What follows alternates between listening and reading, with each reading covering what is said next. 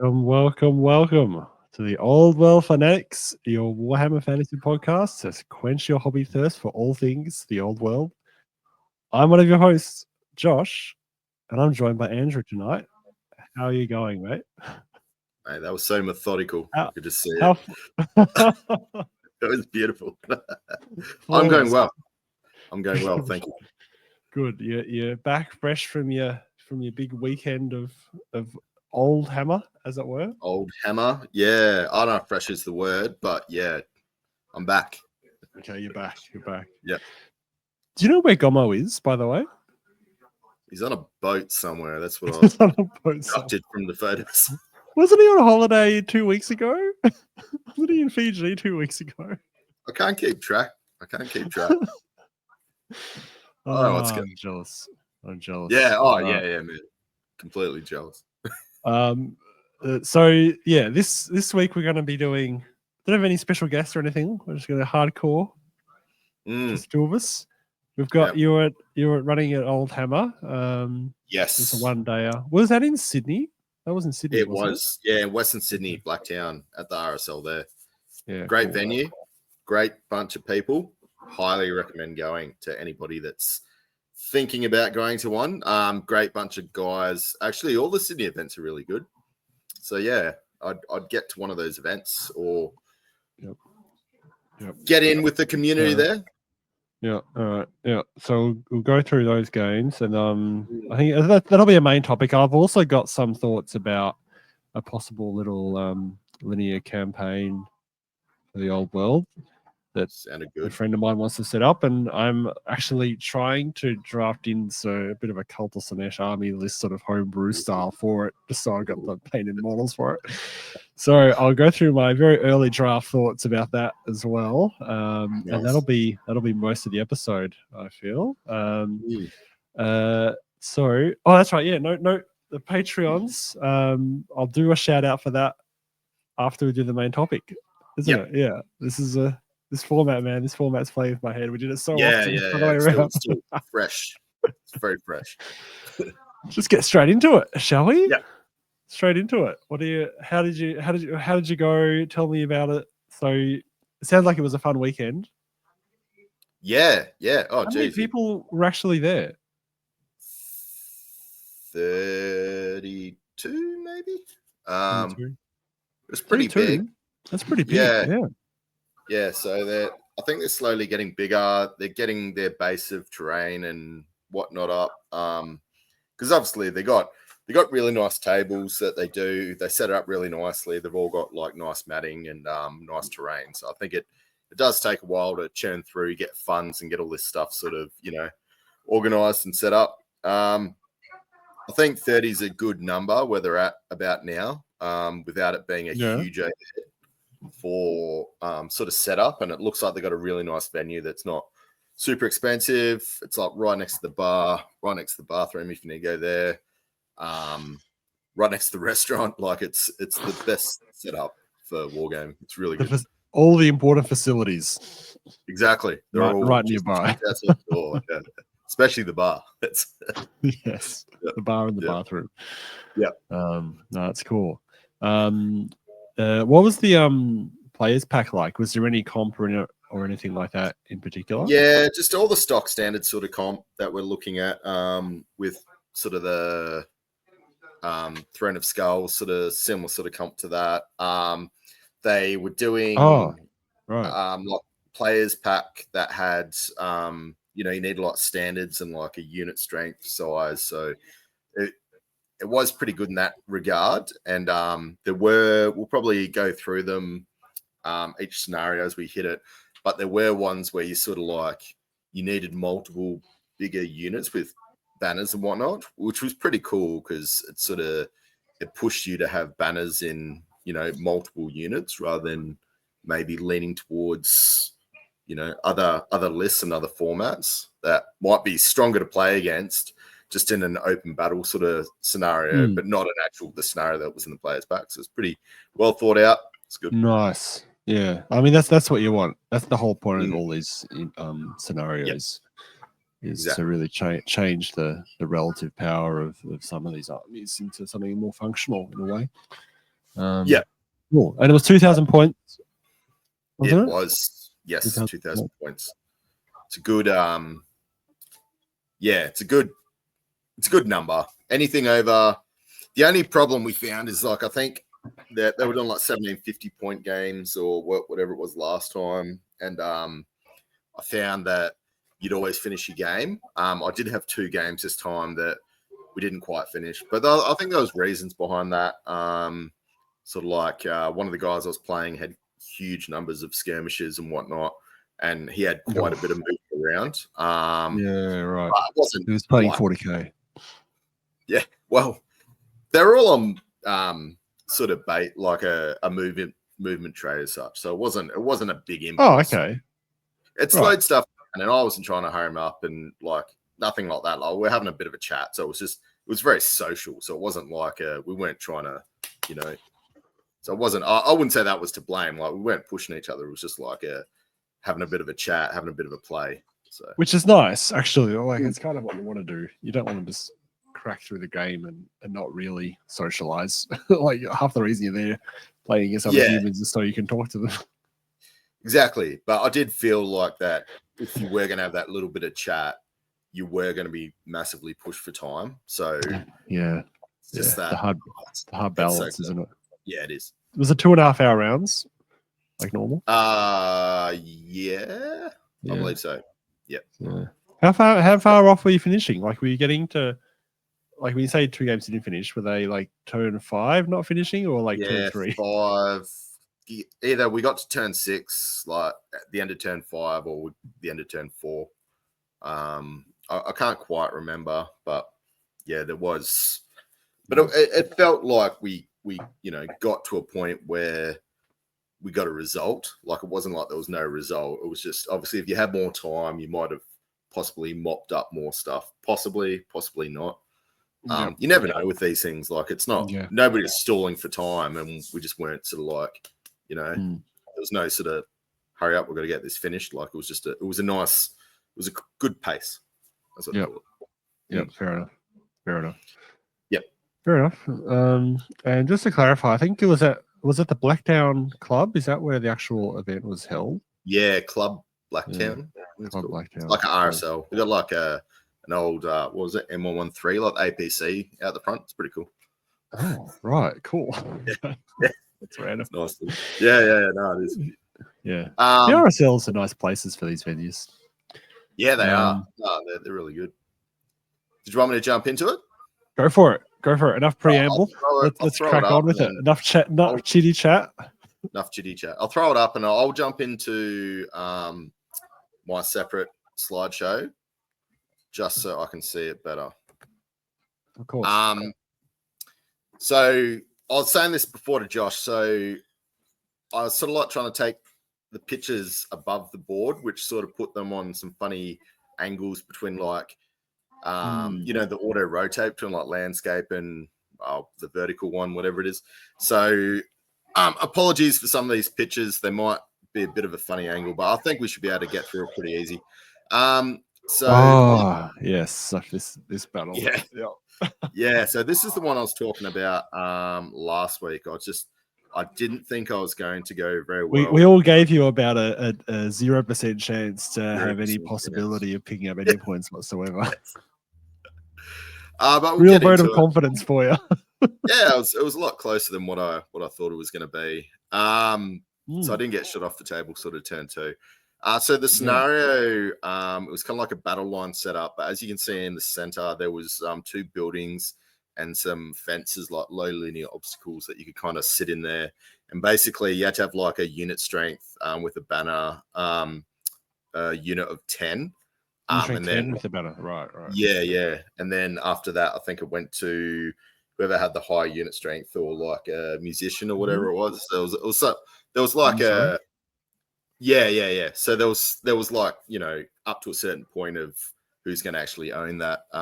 If you're both in there at the same time. So I have gone through my list. So I'll go through it real quick and then I'll go through my opponents. Yeah, recover the lists just so that in case people aren't aware of it or they can't remember it, whatever. Yeah. So I'll hit Paul's first. So I was up against Paul in my first game. Great guy. all my opponents are great. I love that crew. Yeah, nice. So yeah, he was That's running. nice to hear. Yeah, no, yeah, it was really good. So his general was running a Baron. He was so it's an Exiles list. So obviously he had the Exiles Vow. He was on a Royal Peg. He was running the Gromrel Great Helm, Serene's Locket, Gauntlet of the Duel, and the Virtue of Heroism. He had another Baron. Yep. Surprise, surprise. Also running on a Royal Peg. Frontier Axe. Is it a peg? Another one? That's funny. Yeah, another. Who would have thought? The Seal of Paravon, Gauntlet of the Duel, Virtue of Knightly Temper. He was running a Paladin, BSB, also on a peg. Banner of the Zealous Knight. Yeah. The Horn. The Falcon Horn. The Falcon Horn. Fredemund, or Fredemund, however you say it, and then the Virtue of Purity. On top of that, he had 10 Knights of the Realm with War Banner, 6 Knights of the Realm, just so they both had full command, 10 Peasant Bowmen with the banner. Just watch where those with the banner. Of course. Yes. That banner would never have been in that list if it wasn't for this pack, man. Like that's the beauty of well-written scenarios. I love it. These guys were vital. He had a unit 4 Peg Knights with the banner of Chalon. And then he had 3 Peg Knights running the banner of Honorable Warfare and 2 Bombards, which aren't as scary as I actually thought. I thought they were D6, but I think they're D3. As in wounds? Yeah. Aren't they D3? Aren't all cannons D3 now? Like, or D3? Yeah. For some reason, I thought they were D6. I don't know why. And then he's like, no, they're only like D3 or D3 plus 1 or whatever it was. And I was like, oh. So here's me fretting. I'm like, oh no, D6. I'm just gonna you're just like, you've always got that off chance you're gonna get a 6, and it just sort of freaks you out. Yeah, for sure. Yeah. So my list, I was running 3 Sky Cutters. So I had my Prince, who was my general. He was running the Ogre Blade, he had the Dragon Helm, and he had the Seed Rebirth. So that gave him a 2-up, 6-up, 5-up, I think it is. No, 2-up. No, it's only Flaming, sorry. So he had a 2-up. Oh, yeah, sorry. And he had the Enchanted Shield. So I got a 1-off, 5-up ward save. So he had a 2-up, 5-up, 1-off, and then 5-up. I had a BSB. He was running, obviously, on the Sky Cutter.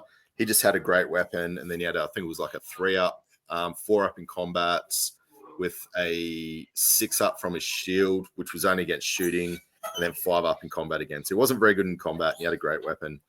I was running a level 4 who had the Silvery Wand to give him 5 spells and a Seed of Rebirth again, and they were running in a Sky Cutter, obviously. What have I got? Running High Magic. That's probably important. It's 9 Silver Helms with full command running the War Banner. I had 7 Dragon Princes. I had 2 units of 5 Silver Helms with just a banner and a champ, so no Muso. They did come and bite me in the butt actually a few times. Not having a Muso, but when you don't have points, you don't have points. Unfortunately, Muso is the first one to go, obviously. That's it. Sometimes just got to horn gets taken off him. Give me my horn back. So I got a Tyrannok Chariot, and I'm running 2 Eagles, of course. So I'll go my left to right, and then I'll go his right to left, so you know what's facing down against each other. So obviously we did the symmetrical terrain, so it doesn't really matter which side you sort of go on to a certain extent. But basically, the board had like right in the center, you had that little town, so 2 buildings. Little township, little cozy village. Yeah, it was pretty cool. With a little fence around it, sort of thing. And then towards each corner, or on a diagonal, you had 2 woods or forests, and forests were dangerous. They weren't just difficult. And then on the other corners, there were like 2 hills, basically. So perfect spot to put a couple of cannons, as you can imagine. So starting my deployment, so towards the forest end, I had an eagle, across from the forest, so not too far away, there was a Tyrannok chariot, and then I had 5 silver helms. There was a huge gap in the middle, so I didn't. Yeah. Now, what's going on there? Because across from those 3 units, it looks like the vast majority of his army's been deployed. Yeah. So, sort of what happened with this, I had this little theory beforehand that I had to get rid of these cannons or bombards. So I was like, I'm just going to get 3 fast units, sacrifice them, and hopefully, this is when I still thought it was D6 wounds. And I'm like, hopefully, just one thing and takes out one of these. Because had he already deployed them on the hill, or were you just assuming he was going to deploy them on the hill, and then you just? No, we started sort of putting them down, and then he did mention that he was leaving a spot or something. Cannons on the hill. I thought they were going to go on the hill. So we're also going to go. Yeah, exactly. At least one is going on the hill. Yeah. And as you can see, like he's only got 1, 2, 3, 4, 5, 6. So it's 7 drops, and I had heaps. So I was able to put down 2 units of silver helms, Tyrannok chariot, and 2 eagles, basically, and pretty much knew where everything was going. Yeah. Anyway, continue with your deployment. Yeah. So so eagle, Tyrannok chariot, 5 silver helms. They were staring down against the hill against his cannons, which we'll get into later. Then I had this big gap in the middle for a third of the table where nothing was there. And then on the far right, hiding behind everything I could that was out of the cannon's line of sight. I had for the cannons, right? Yeah. That's why there's that huge gap. I had and I was trying to keep everything together as well because it's got the horn. So I'm like, I need to try and bunch everything up. So I had 9 silver helms. I had I think it was my prince, BSB, and mage in that order, something like that. And then I had my 7 dragon princes on the hill next to them. And to the extreme far right, I had 5 silver helms. So his deployment, facing off against all that quick stuff that I had his 2 bombards on a hill. And then to the right of them, he actually put his 2 Peg Knight units next to that hill. I was actually quite surprised he did that.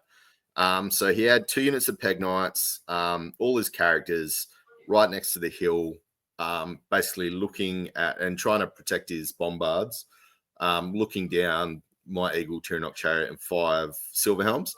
Right next to the village, he had his 10 bowmen. And then on his far left was basically facing most of my army. He had his 2 units of knights. So I was a little bit surprised with this deployment. I thought he was going to be maybe centering his pegs, but I mean, pegs are pretty quick. So they can pretty much go wherever they want, can't they? Yeah, they can redeploy pretty easily. But I mean, there's a limit to that. Like they are pretty much on the opposite end of the board from most of your army. So I'll just turn a fan on here. Bit of air movement. Why is this not working? Hang on. So let me change clip. Oh no, it's not doing it. I'm gonna have to manually do it. All right, so I think he had a vanguarding unit, I believe. And then this that would be the banner of Zealous Might. I think the BSB had the vanguarding banner. Yes. So gave the pegs it. Yep. Yeah, so the pegs vanguarded up pretty much to the back side of his village. And then so this is going into I think the end of turn 1 after I've moved. What I've done here, you can see. Wait, how does reverse? Did he get the horn off or not? No, sorry. I went first turn 1. What? Oh, you went first. Sorry, I thought. Oh, right, of course. Sorry, he vanguarded. Yeah, then you went. Yeah, sorry. Yeah. Sorry. So that's what happened turn 1. Nice. Yeah, I've gone hell for leather, as you can see, towards his bombards. I took my silver helms up and I thought I'm just going to stick them right in front of his pegs as bait. Still have enough room, hopefully, to be able to get a charge off for his bombards. I put my other Tyrannok chariot smack bang in the middle, just hoping that, everything far enough apart, basically, where, he could only get 2 things and hopefully I could just get 1 thing in. So you can see that I've had the eagle, and I was trying to do like some little sneaky redirect on the Yeah. sides. So the eagle's right on the flank. Yep. Yeah, so if he wanted to go to them, there was a good chance he was going to end up sort of off the board. So I thought that was a little bit crafty. We'll see how that went. And then, yeah, on my right-hand side, which was facing down his knights, obviously the horn hasn't gone off, so it's my first turn. And I've just you've gone my first. spike as far up as I could go. I've decided I was going to put my, I'm like, look, I'm just going to YOLO a bit on their side. So I put my prince as like a nice little juicy target right in front of his 2 night blocks. It was going to be hard for him to get his smaller night block in. So I thought he's probably only going to get maybe 1 night block in. And my prince, dragon prince unit, I had that sort of like behind a little bit. I'm like, well, hopefully he just sends the smaller unit into them and they can countercharge. So that's kind of how I left it. And then I had my big block of 9 silver helms. They didn't really have too much to do right there. I didn't really want to commit them to that side.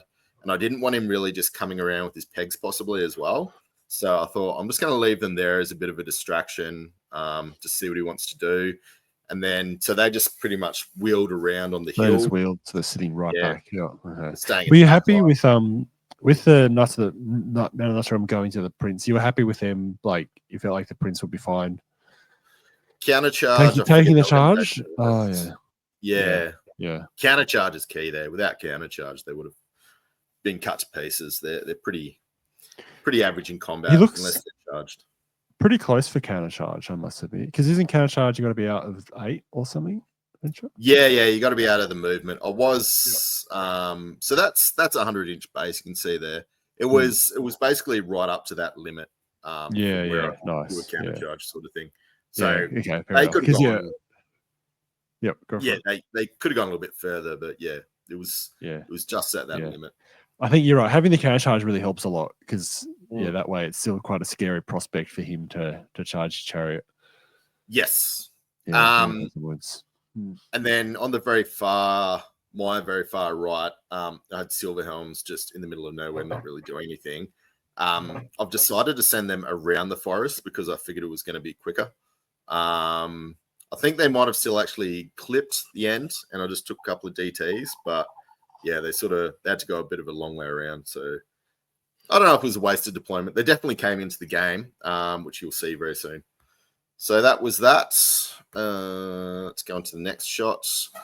So what's happened, and this is a fantastic move, I think, by Paul. He's disregarded my prince completely, and he's basically double charged my Dragon Prince unit. And I actually was not expecting this. I was thinking about fleeing, and then I was just like, oh, I thought he really had me here. I'm like, I've stuffed up.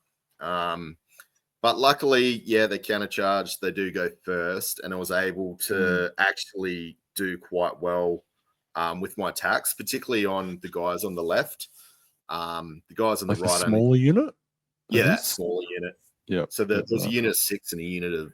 Yeah, the unit of 6 looks like it's got 4 blank spots. Yeah. So there was a unit of 6 there. As you can see, they've turned around. So this is after combat. So I was able to break that unit, and his knights there, I think they might have forbigoed, and I've already moved up. So that's what you can see there. Wow. Right. Yeah. So those knights on the left, the 2 remaining they're legging it. So they're. Is that a expected out? Like, I'm just trying to think, like, because I mean, I guess they're 2 attacks each, counter charging, but wow, I wonder if what the maths are on that, whether that's something that whether that was a good call or not, setting them both in. I mean, I feel like he had no other probably that was probably the best option in that situation. Setting 16 Knights of the Realm into 5. Well, just combat res. Like, I didn't think he had. Sorry, I thought he had ranks, but then you say no, you don't get ranks in. Nah. You get one So- rank for 10. You get one rank for the full rate for the full range. Yeah. So because I was counting the ranks, well, oh, this might actually be pretty close because I was trying to math hammer it. I'm like, oh, I might be in a bit of trouble here. Yeah, I mean, how many did I get off there? You can see him pick them up in the background. So what is it? 3, 6, 7. So yeah, I managed to get through 7. You killed 7, which is massive. Pretty good. Just massive. Yeah. Because they're what, 11 attacks, from that unit? Yeah. 2 attacks each plus the champ. So from the 11, you killed 7 guys. I feel like that is that's brutal. He got a couple off me. I think I was only able to because I was further back. I don't know if I could drill the entire way across like wide. So I think I might have only had one more in there. So I might have had a frontage of 6. Oh, you started with 6. Oh, wait, how many did you start with? 7 or 6? Yeah, there was 7. Yeah. So there's 7. Oh, so you've lost 2. Oh, okay. Yeah. Okay. But they got a 2 up, 6 up. Like they're not a attack. slouch in like saves. Like a 2 up, 6 up's pretty good. Yeah, for sure. So he would have had how many attacks has he got there? Like 1, 2, 3, 4, 5, 6, 7, 8. So 9 attacks. Probably, you're getting 4 or 5 hits. Maybe 4 wounds, 3 wounds. So yeah. I figured it's the wounds he's already suffered that is the killer for him. Yeah. Yeah. Because the more wounds he's taking, the less attacks he's putting out, and then it really goes pear-shaped. So sometimes I think these guys aren't that good, and then sometimes they do stuff like this. I'm like, that's incredible. That's incredible. Yeah. So yeah, that's that. I'll go to the next. So this is the left flank after the combat. This is my dead pile. So everything on the left flank died. So you charge him with his pegs. Wow. So this is going towards his bombards. So he's charging with his pegs onto my silver helms. Took them out completely. Yep. Did you flee or did they just get minced? I just left them there because I didn't want to flee and then have him sort of heading towards my backline straight away. So I'm like, I'll just hold him here. And hopefully he might not want to move them because he might just still be trying to protect his bombards just for this turn. So yeah, he did kind of sit there, which I think I got a little bit lucky with in a few respects. He ended up going for my eagle, and he didn't end up overrunning with off the other board. pegs. Yeah, with the other pegs. And he did a really smart thing, and I thought about it as he did it. I'm like, that's actually a really smart move. He targeted my chariot because it was a bigger base for his 2 cannons. I'm like, that's actually a really smart move. It's going to be easy to hit, obviously. Yeah, makes sense for sure. Yeah. I thought that was a pretty cool move. So yeah, everything is dead on my left flank, and he's got 2 peg units that are completely free to come over and willing to go wherever they want to go, wherever the wind takes them. Exactly. So I took a picture here because this is pretty cool. I thought it was like an interesting scenario on. So this is my turn now. So obviously he's charged into me last turn. He Fabagoed or whatever it was, and I followed up. It's ended up in this position. And then as you can see, like Josh is going to know all about this, but line of sight for Brett's is off the 2nd rank, correct? Yeah.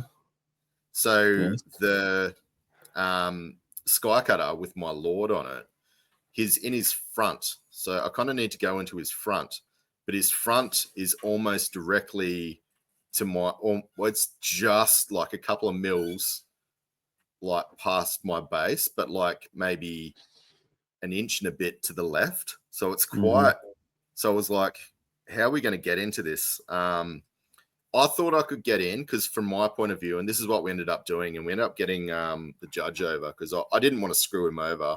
Paul was like, I think he thought I couldn't, but then we discussed it. He's like, yeah, I think he can. And then he's like, yeah, just get in there. I'm like, no, I'll get the judge over because I don't want to screw you over. Me just thinking I can when I can't. But we got the judge over, and the judge sort of was saying what we were both saying at the end that we could. So basically what I've done is I've done a 90-degree wheel to my left. I've gone up, hit the front, and then closed the door, if you get me, to be forwards again. So this is the Lord right in the center. So you can see like that. It's just a very awkward frontal charge. I think it's very doable. Yeah, I think what you've done makes total sense. The other question I would have is at what point the lance becomes blunted? Because it's only defined as in the book. It's only defined as if it's charged by an enemy unit, but it can't perform a counter charge, it becomes blunted. So then it's like it's a bit unclear. Is the charge declaration when you reform the whole unit, or is it after it's contacted? In which case, suddenly the whole unit's changing shape after it's been contacted, which makes no sense. Yeah. So how I would normally play it is it blunts now, and then you would just move in. Either way, I feel like you definitely should be able to. Like, it makes no sense for me that you wouldn't be able to charge this unit right now. Yeah, well, worst comes to worst, I was just saying, like, I'll just do it like a disordered charge and just turn and clip the corner. Yeah. So, and then I wouldn't really be. I'd be in the least favorable side, which I'd say would be the front, even though which doesn't matter because I don't have any ranks or anything anyway. So we ended up. He went in, and as you can imagine, he's just gone to town. No need to even change the formation of the knights. Like, why bother moving them around? Just take them off. Yeah, well, that's it. The Dragon Princes are in there, and the Lord's in there, and that's another 6 down, just from that combat. So it was pretty funny at this point. I'm like, I've destroyed his flank. He's destroyed one of my flanks. He's destroyed. Sorry, I destroyed one of his. He's destroyed one of mine, sort of thing. And now all the good stuff's probably going to fight in the middle. As you can see, his archers, they were plucking shots away. Sorry, the archers were in the center, and then they sort of moved into where the walls were, the low linear obstacles for a bit of protection, and they were plucking shots away at one of my eagles that was kind of sitting back a bit. So that's what they're doing. Yeah. One other question with that charge, by the way, was the horn up, or did he get the horn off? He did after that, yes. Okay. So he got the horn up once, but I was close enough where it didn't matter because I've got Swift Stride. So it doesn't get rid of Swift Stride. So I've still got 9 plus 2. Yeah, so I was thinking you had a 4-inch charge. So no, you're fine. Yeah, you got Swift Stride on top. Yeah. No, I've got effectively 9 inches with Swift Stride plus 2 inches. So that's 11-inch threat range, which is not terrible. Which is ridiculous. Like, funny for a 2-inch movement. Suddenly have an 11-inch charge. Have an 11-inch charge. Ridiculous. So the Swift Stride saves you. It does. So this is a good shot here. So I was able to get his both his knight units are completely gone. I've turned my Dragon Princes around, and they've basically gone straight at his bombards up the back of his table. And my Silver Helm unit that was way on my right flank has finally got around, as you can see. And that's sort of heading for the bombards as well. To me, they weren't going to really take on the pegs.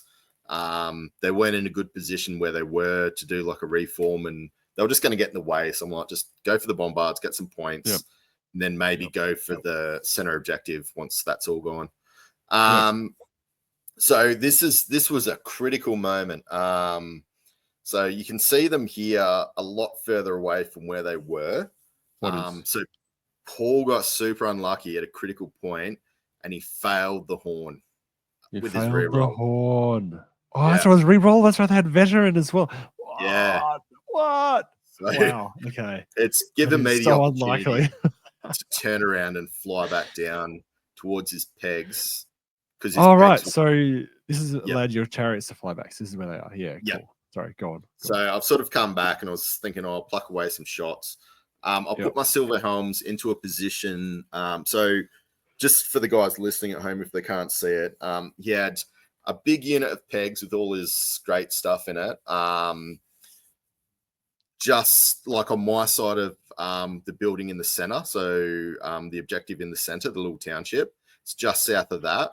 And he's staring down straight at my big 9 Silver Helms unit, maybe 24 inches away, maybe 20 inches. And I've sort of positioned my Sky Cutters right in between the two. for possible countercharge shenanigans and things like that, just threatening. I didn't, and then maybe 6 inches behind that, he had his other peg unit. So I wasn't too sure where he was going to go with his main peg unit. I'm like, I'm just going to throw my prince in, my general in the front and see what happens. And then if he tries to charge other stuff, I was just going to flee with everything else, basically. And to me, that was going to put me in a good position for a counter charge with my 11-inch charge. Because after this, the horn went off and I couldn't fly again. So I was in a bit of trouble. So what he's done here, I wasn't too sure what he was going to do. I thought he was going to maybe have a go at my knights, but if he did go up my silver helms, it would have fled. So maybe he thought I was going to flee anyway and he's decided to stuff it. So he YOLO'd like I did before, and he's gone straight into my lords on right at the front there. And of course, I've challenged. Yep. Oh. So wait, this unit has both the both barons in it, or in this unit, or is it? Yeah. I think it was the BSB was in the other one. Oh, the BSB, yeah, in the other one. Yep. Okay. Cool. So you challenge. Yeah, challenged, and then which one took the challenge? It'd be the guy with the frontier axe and the I believe it was him that challenged. The other one can't kill him below your bloody chariot. So whatever. Yeah. I think the funny thing was I completely forgot about strike first. I don't even believe I used strike first in this. And I think he got 1 wound through. And that was with all his extra, I think he's the one with the extra attacks, I believe. Yeah, it'd be D3 extra attacks plus hatred. Yep. And then so after all that, 2 on each one. And after all my saves, he only got 1, which converted to 2. So that's why you can see those 2 wounds there. So I thought he How many wounds in total do you have on the character? 7 with the chariot. Yeah, so 3 plus 4 from the chariot. That's a lot of wounds. So yeah, 7. I didn't realize the chariot gave you 4 extra wounds. That's yeah. Pretty hard to kill. That's pretty good. So I feel like he got a little bit unlucky there, and his luck didn't get any better. You'll get into that. So yeah, you can see he's into my unit, and then he's sort of surrounded by all my other stuff.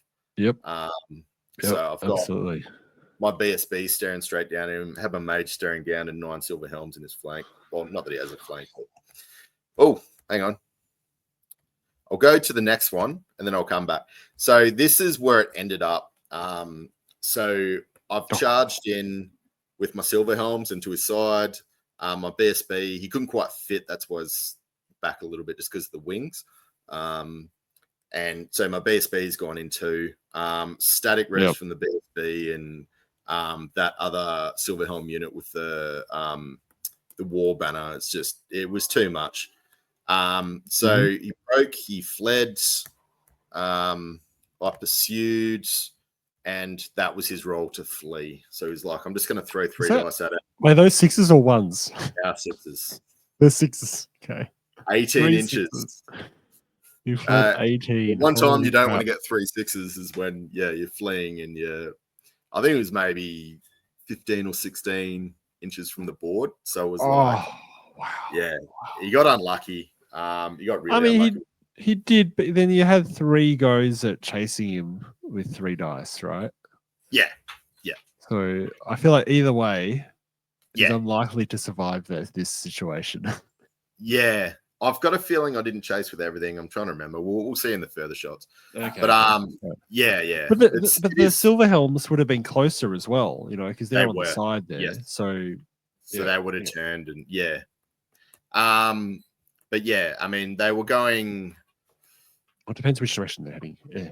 Actually, wouldn't they be fleeing from the silver helms? Yeah, I was just thinking that. Maybe we fled from the wrong point. You might have fled backwards actually. I didn't even think about that. That's a really good point. But when I say that, I think there was only possibly because I think he challenged with his other lord and he died. And after all the combat, I feel like there was maybe... Did the first lord die in the challenge? The first lord died in the first challenge, and then he killed him. Yeah. And then I've gone in. I didn't realize with my BSB and my silver helms. Dies. That's funny. Yeah. And then the second challenge, he kills the other baron as well. The other guy, challenge. So, good blade, man. It's brutal. Yeah, it is. Although the second lord would have had Siren's Locket, which but he sounded like he died anyway, even with the because Seren's Locket. Obviously, you don't get the D3 wounds from like. What do you know what I mean? True that. Yes. You must have just straight up killed him on wounds. Yeah. Look, to the best of my knowledge, Paul, if you're watching, please, anything I've got wrong, just let us know in the comments. But yeah, that's what I felt that we did. So this is the end of the game. Yeah, so you can see. Oh yeah, he must have fled from my from the chariots. Yeah. Chariots. Yeah. So my BSBs chased him down. Followed, pursued. My Silver Helms followed, and they were like a couple of mil off the end of the board. So I got a bit lucky there. They didn't go out. And then he sent his other pegs over, and I think that might have been game. At the top, my Dragon Princes, you can see them being passed over there. They charged into the bombard, overran into the other bombard, and killed it. And in the very center of the game, so I think we got up to turn 5 here, I believe. You could see very nicely that he's managed to hide his peasant bowman with the banner in the objective behind one of the houses. Very nice. Nice. So, yeah, I think it ended up being maybe a 14, like 8 or 9, maybe, because he got the 3 points for the objective in the center. So yeah, it was a really good game. Paul just got really unlucky with quite a few rolls there, particularly towards the end. Really nice dudes. I'd love to play him again. And I was really not, I don't know. I just got really lucky with that Falcon Horn. I reckon I was just able to get in a good position. Otherwise, I don't think this game might have gone as well as what it did. Just because you could get the chariots down into the fight. Yeah. 20-inch charge. It's 20-inch march. Sorry, it's quite a long march. So you can, yeah. The interesting thing is though, like when it came down to it, in the combat, your prince absolutely minced those barons. Absolutely destroyed them. They just had no chance. I think they've only got +1 wound, don't they? They've only got what? They 4 do. Wounds? They do. They only get an extra wound, extra toughness. So they're 4 wounds. The Duke has 5 wounds, but they're just barons, so they've only got 4 wounds, tough 5. Yeah. So if you get into them, they can. They really die. That's also hence my reaction about the chariot adding 4 wounds, because I'm more used to slightly slightly squishier characters. No, the chariot, definitely. That's why I like them so much. They add on so many wounds, and without having to go down that monster with. Yeah, and then the fact that these other guy who's built to do killing blows on everything except for chariots can't do it because you're on chariots. Yes. Yeah, exactly. So that's really interesting. So ultimately, as much as the Horn was giving you massive advantage technically in terms of the strategy, the tactics of the battle, when it came down to it, when the bases were touching, they really just went to nothing. Yeah. Oh wow, that's so interesting. That's a cool battle. So was it 14-9 or roughly? Did you say? Yeah, about 14-9, I believe. So my second battle was against Lizards. I was playing Pete, who I think he's played Gommo actually before.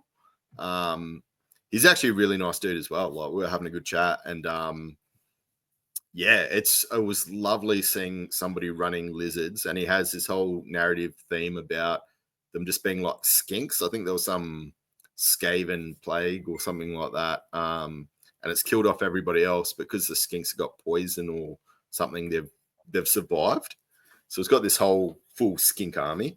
It's a full skink army. Yeah, you have to take 1 unit of Sauruses, but he's going to get like mutated sort of skinks or something printed up or something like that. Nice. And they're going to be his, So I was just like, this is sick. Heaps of skinks. They're all skirmishing. They're all got like their poison javelins, and I think this would do very well against certain lists with obviously monsters and whatnot. How many? Yeah, 'cause he's got what, 1, 2, Let 3, me get his list up. 4, 5, at least 6 units of skinks that I can see. Yeah, get his list up. Or maybe 7. I can't So it's tell. got Some of them a- are movement trays, some of them aren't. I'm a bit hard to tell which is. Yeah. Yeah, go for it. So it's got a skink chief on a pterodon, BSB, charm shield, ruby ring.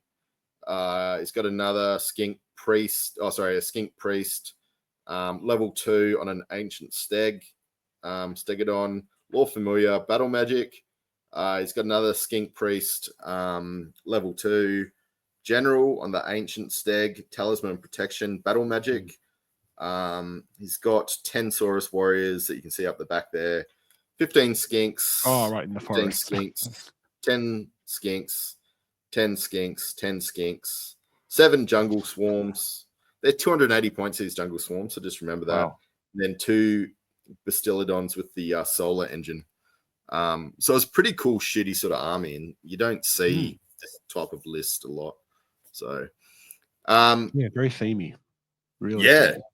No, it was awesome. I thought like this is a really cool list. Yeah, this is a diagonal deployment, is it? This one? Yes, diagonal deployment and table quarters for this one. Oh, so you have to have the same standard sort of bearer still. Yeah, to claim the table quarter. Love it. Cool. Yeah. No, that was really good. I like that, and obviously, I think a lot of people are fans. His army doesn't look like it's got many standard bearers. I must admit. Did he have? No, has he got I think he had 2. I think he had a BSB and his Saurus warriors. And the Saurus. Take note, his BSB is not on the table. Okay. Wouldn't say it's critical, but yeah. So this is our deployment. So I'll just go through my left to right, and then I'll go through his right to left, which will be sort of in the same order from start to finish on who's facing who. So on the very left, I have my 7 dragon princes. I'll talk about terrain. So in towards each corner on diagonals, there was a forest. Kind of in the center, there was like a building. The center of your deployment zone, there was like a building with a little wall next to it. And then on the opposite corners, so like diagonal to each other again, there was 2 hills. And then in the center, there was just like a big sort of clear nothing. So I didn't mind this map. It was pretty cool because like doing diagonal, it sort of like changes it up a bit, if you know what I mean. So it doesn't seem like you're just in this battle line. Like it was pretty cool with the terrain. On the left, yeah, exactly. 7 dragon princes. Behind the building, I hid my eagle, which is probably one of my first deployment drops. So I usually just throw my eagles down and hide them a bit just to try and see where he's putting stuff. Kind of a little bit behind the building, but sort of looking out, I had who is that? My lord and my mage. Right in the very center, I had my Tyrannok chariot in front. Very careful there in front of the wall. To his right, back a little bit, I had my 9 silver helms. Towards my very right side of the deployment zone, I had my BSB, and to the right of that, I had my silver helms on the very far right. And then behind all of that, I had behind my BSB, I had my other eagle. So on his left, he had. I'll go through his line basically. It was skinks, a big, the 7 jungle swarms. Behind them, he had skinks. In front of the jungle swarms, he had skinks. Behind all the skinks, he had like a solar engine near the forest. More skinks. Behind the forest, he had his Saurus warriors, which are giant skinks. Yeah, and then on his very left flank, he had 2 units of skinks in the center of his left flank. On his very far left, he had his general on the I don't even know what it is. The dinosaur. what is it? A Triceratops thing? I forget what's called. Stegodon. That thing, Stegodon.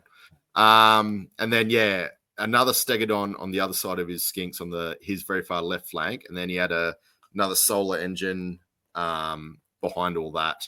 So it was very, very shooty, and basically any punch he had was sort of like on his left side with those Stegodons. and there is two mages. So it's very heavy on his right. Yeah, should I say. just a massive skink cloud of poisony, skinky javelins Just everywhere. That's skinks everywhere. it's like trying to describe the deployment was like, yeah, there was a cloud of skinks here, cloud of skinks there. Just, Yeah. So they're all skirmishing, but we just left them on the movement, on the trade. movement trays. Yeah, makes sense. Move around. Otherwise, you'd be there all day. Yeah, literally all day moving one model by one model. Oh, no way. Yep. Go. Yep. Right. So turn one, Mm-hmm. I basically moved up quite aggressively. I knew he was kind of just stand back and shoot because he's shooting, I'm not. So I sent all my sky cutters to his right flank, staring down all the scary stuff. And then basically I've got 2 eagles supporting them and then 2 units of silver helms just as a bit of backup. Onto the left skink cloud, I've just sort of sent everything up. So just within charge range, and I was just a little bit wary with those. It was a pretty smart move what he did here. I was hoping to bait because he had the 7 swarms. Swarms, yeah. I was like, they're just going to tie me down. So I'm like, I'll just throw my chariot up and see if he wants to charge it. And then hopefully we're just going to sit there and not do a whole hell of a lot. Just because it's a skirmisher, he's not going to be able to get that many swarms in. So I felt like he wasn't going to do a stupid amount of wounds. But yeah, that's where that ended up. His BSB. So he forgot to put his BSB down. And then we just decided, you know what it's like. He just got so many things he's putting down. And then we just decided he could sort of like just put it down where he thought he would have put it down. And then it did come up to a point later where it's like, he would have liked it to have moved over, but he's like, we just sort of came up with the choice. I'm like, if you want to, I don't know if we diced it, but I thought that was like the right thing to do. Like, if someone forgets to put something down, like to me, it wasn't a critical thing. Yeah, but you wanted to move it later on after he's put it down? Is that what Yeah, he could move it, but I don't think so. I said, I'll just put it down where you think you would have put it down, and then put it down his back line. But then because we've already done a turn, I don't think he said, we'll move it up. And then like later on, it became an issue because he didn't get a re-roll. And he's like, I really should have my BSB up here, and I would have maybe moved him up here, but I haven't. And then I forget if we rolled a dice or not, or you just said, don't worry about it because you let me put it on the table. So it was real nice. Come on. Yeah, it was sort of one of these things. It's like we just discussed it, and I was cool with whatever. But I think we just decided that was the best way to do it.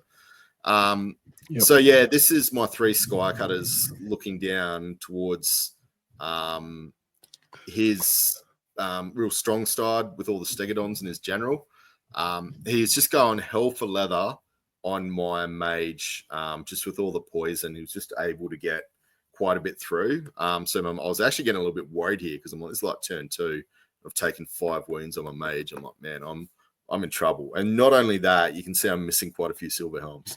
So silver helms were taking a bit of a beating. What happened to them? Yeah, they were just, he had magic and whatnot. It was able to get poison and a few javelins. Yeah, poison. It starts adding up after a while if you've got that much. Yeah.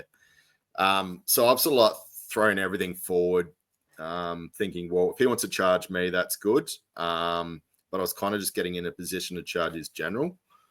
I had drain magic up as well, which was making things hard to cast for him. Because obviously he wasn't awesome at sort of like casting or dispelling, and the fact I had my level 4 here was a bit of a big deal. So this is all over with the map. So you can see what he's actually ended up doing. He moved his swarms out of the way and ended up charging a unit of skinks, or just sat in front of me with the skinks with my Tyrannok chariot. So that was a good counter, I thought. And nice. He's moved up and he was shooting everything just into my dragon princes. The dragon princes sort of moved up pretty aggressively because I wanted to take out that solar engine on my left flank because that was just going to be destroying me. And obviously I've moved my silver helms up as far as you can see. The silver helms behind the building is my dead pile, so take no notice of that. So that's just my dead pile you can see there. But you can notice here probably something might be quite evident, Josh. The center unit is facing on a nice little juicy flank with a nice little juicy overrun into the swarms. And then you could probably see that my dragon princes are also looking at those swarms. So I'm like, there's a chance to get the old double combat out. Yep. So we'll see how that goes. Nice. Yeah. Okay. Yeah. Because there's 2 units of skinks there as well. A little bit like. Yeah. Yeah. So you got to try and maneuver that carefully so they hit the right unit. And you're getting headshot combat. Yes. Exactly. Yep. All right. Go for it. What happens? Continue. The story. Yeah, I charged in. Funnily enough, he fled, and then I went to redirect. Maybe that was one big unit. I forget how that happened, but maybe he redirected, and then I ended up, because he fled twice, I ended up going and I made contact anyway with that unit, possibly. Yeah, like an accidental contact type thing? Is it? Yeah, possibly something like that. I'm trying to remember exactly what happened. And then we ended up getting I think we had to get the TO over for this one as well, because there was a few things going on with that skirmishing unit with the swarms, because it was just such a big unit, and just in the position of where we ended up when we ended up charging in, it just ended up being a bit of a mess. Yeah, especially when I start taking off models and us compressing. Yeah. It's like, where do you fall out of combat, or do you come together? You just keep scooching things along. Yeah, so it was getting a little bit busy. So yeah, the dragon princes and the big silver helm block were into his swarms, and I'm like, hopefully, because this has got 35 wounds, and I'm like, hopefully I can get through them in a reasonable pace, but we'll see how that goes. I lost my Tyrannoc chariot. I was going to say, there's a chariot down there behind the building next to your old silver helms. Yeah, right. Yeah. So what happened? So it charged the skinks from like 1 inch away. Got nothing. Yeah, I was trying to remember if I even charged in. I must have charged in, and then maybe just killed it at that point, just with the standard shoot, because he's got like quick to fire or whatever it was. Oh, he standard shot you. Yeah, right. Yeah, and he's always been shooting me already. It's only got a 5-up save, and okay. So just with poison, like 10 poisons, you sometimes get 2 or 3. Yeah. Sorry, you can see his BSB. I think this is where we finally put him on. So you can see him up towards his forest, to the left of his forest, or sorry, right of screen of his forest on his pterodon. Oh, that's the BSB, the one with the big yellow signal on top of him. Yeah, so I think this is the point where he's come on, or very close to. And on the right-hand side, you can see... on the right-hand side, you can see I've gone a bit YOLO with everything. Not really thinking all that well, because the issue here was the Stegodon, to a certain degree. I might have just done something different, but this is his general. It actually ended up playing out kind of well, kind of not. We'll get into that in a bit. But I charged so much into his Stegodon and completely forgot that he was a general or a character. So I was just like, I'll get to attack with everything. But then he just challenged it, and then I was just like, hang on, that's right. just like you did to the Brett player last round. That massive unit. Yeah. So I got 5 silver helms in there. I've got my BSB in there, and then I've got my general in his flank, who was it was a bit of a long bomb charge, but I was like, I'll risk it for the biscuit. And then he was able to get in. This is a problem with characters being able to issue challenges when they're by themselves. I don't know. It's just it's anti-thematic in a little bit, I find. Yeah, definitely not. Especially when you can like throw your little high elf. When you've caught one out of position and you're just throwing everything into it, and then they can just challenge out of trouble. I like it. Anyway, agree. I've done a little charge block with his other Stegodon. I wasn't quite sure if this was... I was trying to work out what to do, and I'm like, I'll put him here. And then I was thinking, The problem I have, I'm like, oh, he's a skirmisher, the eagle. So I'm like, I've got to reform to him anyway. So I don't know. I stuck him there and I was like, oh, I think he's gonna, because he's got a turn to hit me, and then hopefully if he's got an overrun, it was going to keep him from going out, because otherwise he's going to be able to go up the arse of my lord possibly his turn. Just with the charge. So, and then, yeah, my mage was sick of getting shot at, so he charged into the skinks with his 5 wounds already taken. Wow. So, man, Pete was so unlucky, like, but at the same time, I can't believe what's actually happened here. So this is the craziest series of events. I'll hit what's going to be even crazier in a few slides, because you're just going to be like, oh my God. So I was able to get him with my lord. I think he took 3 wounds of those 3 counters you can see there. So there is he took 3 wounds. I did maybe 2 or 3 back, but I had my BSB in there, plus the silver helms, all that static combat res. Like it was just minus a lot. And he's only leadership 6 or something. And I was just like, holy crap, your general is leadership 6. And he's like, yeah. I was like, man, that's brave. That is a brave move to have a general with leadership 6.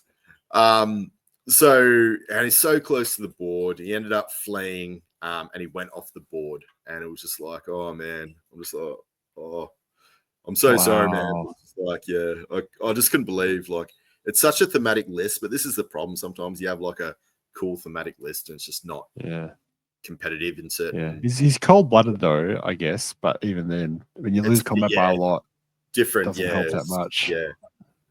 Yeah. So I followed him with my Skycutter with the BSB on it. That's off the board. I just put it on there so I knew that it was going to come on next turn. And the Silver Helms chased after him as well, but they didn't quite make it to the board edge. And then my lords turned around to face his other Stegodon. And yeah, you can see I'm still plucking away in the center with my mage against his skinks, slowly killing some skinks there. And then was that one big unit of skinks, by the way, or was that 2 units of 10? Was that one big unit? Looks like it's one. Yeah, I massive think unit of 20. Is one. So it's like they're all in combat. It's got 2 units of 15 skinks, so that's probably that. Okay. Just on 2 bases, just divided between the 2. Yeah, so it's probably like 7 on each base or something. So you can see all the skinks are gone. My mage has sort of turned around and is going back towards the center of the board just to support over there. You can see that he's charged his other Stegodon into my lord, who is basically, slowly chipping away at his. He was going to kill him at some point. The Stegodon's all right in combat, but I just figured it was going to get through him. And then my BSB came back on the board, and he was chasing down the solar engine, which was not that far away. So hopefully next turn he'll be able to get in there and charge that. And then it was at this point, poor Pete remembered that his general has stubborn. So he should have forbigoed and not actually gone off the board. Because he's a Stegodon. Right. Yeah. Fuck. And I was just like, holy shit. And we both had this like holy crap moment, because it's like, oh man, like that is huge. It's too long ago. Oh. Well, that's what we sort of said. Like, he didn't even say it, and I just said, like, man, if we didn't move so much stuff, and it was like, maybe the next turn or something, and you could retrace everything, I was like, yeah. And then he was like, yeah, man, like it's too far gone. So yeah, it's too far gone. Yep. It was just one of those moments. I felt real bad, because I'm like, man, if there was any way we could do it, I'm like, I don't know how you could even do that, because it would change the game state so much trying to put him back on the board and work out where everybody was. And it was funny because like me and Pete were joking around about leadership 6, and I'm like, man, you were so game having a leadership 6 guy on there, because he's going to flee so easy. And then it didn't click at that point about stubborn until the next turn or the turn after or whenever it was. And then he's like, oh shit, it's got stubborn. I'm like, what? It's just like, oh no. So he's left on the board. I just put it on there just to remind us as part of the bat rep. So that was a huge thing. Oh, that's why he's there. Yeah, I was wondering why he was in that photo. Yeah, no, we stuck him back on just for the photo, just to tweak the memory.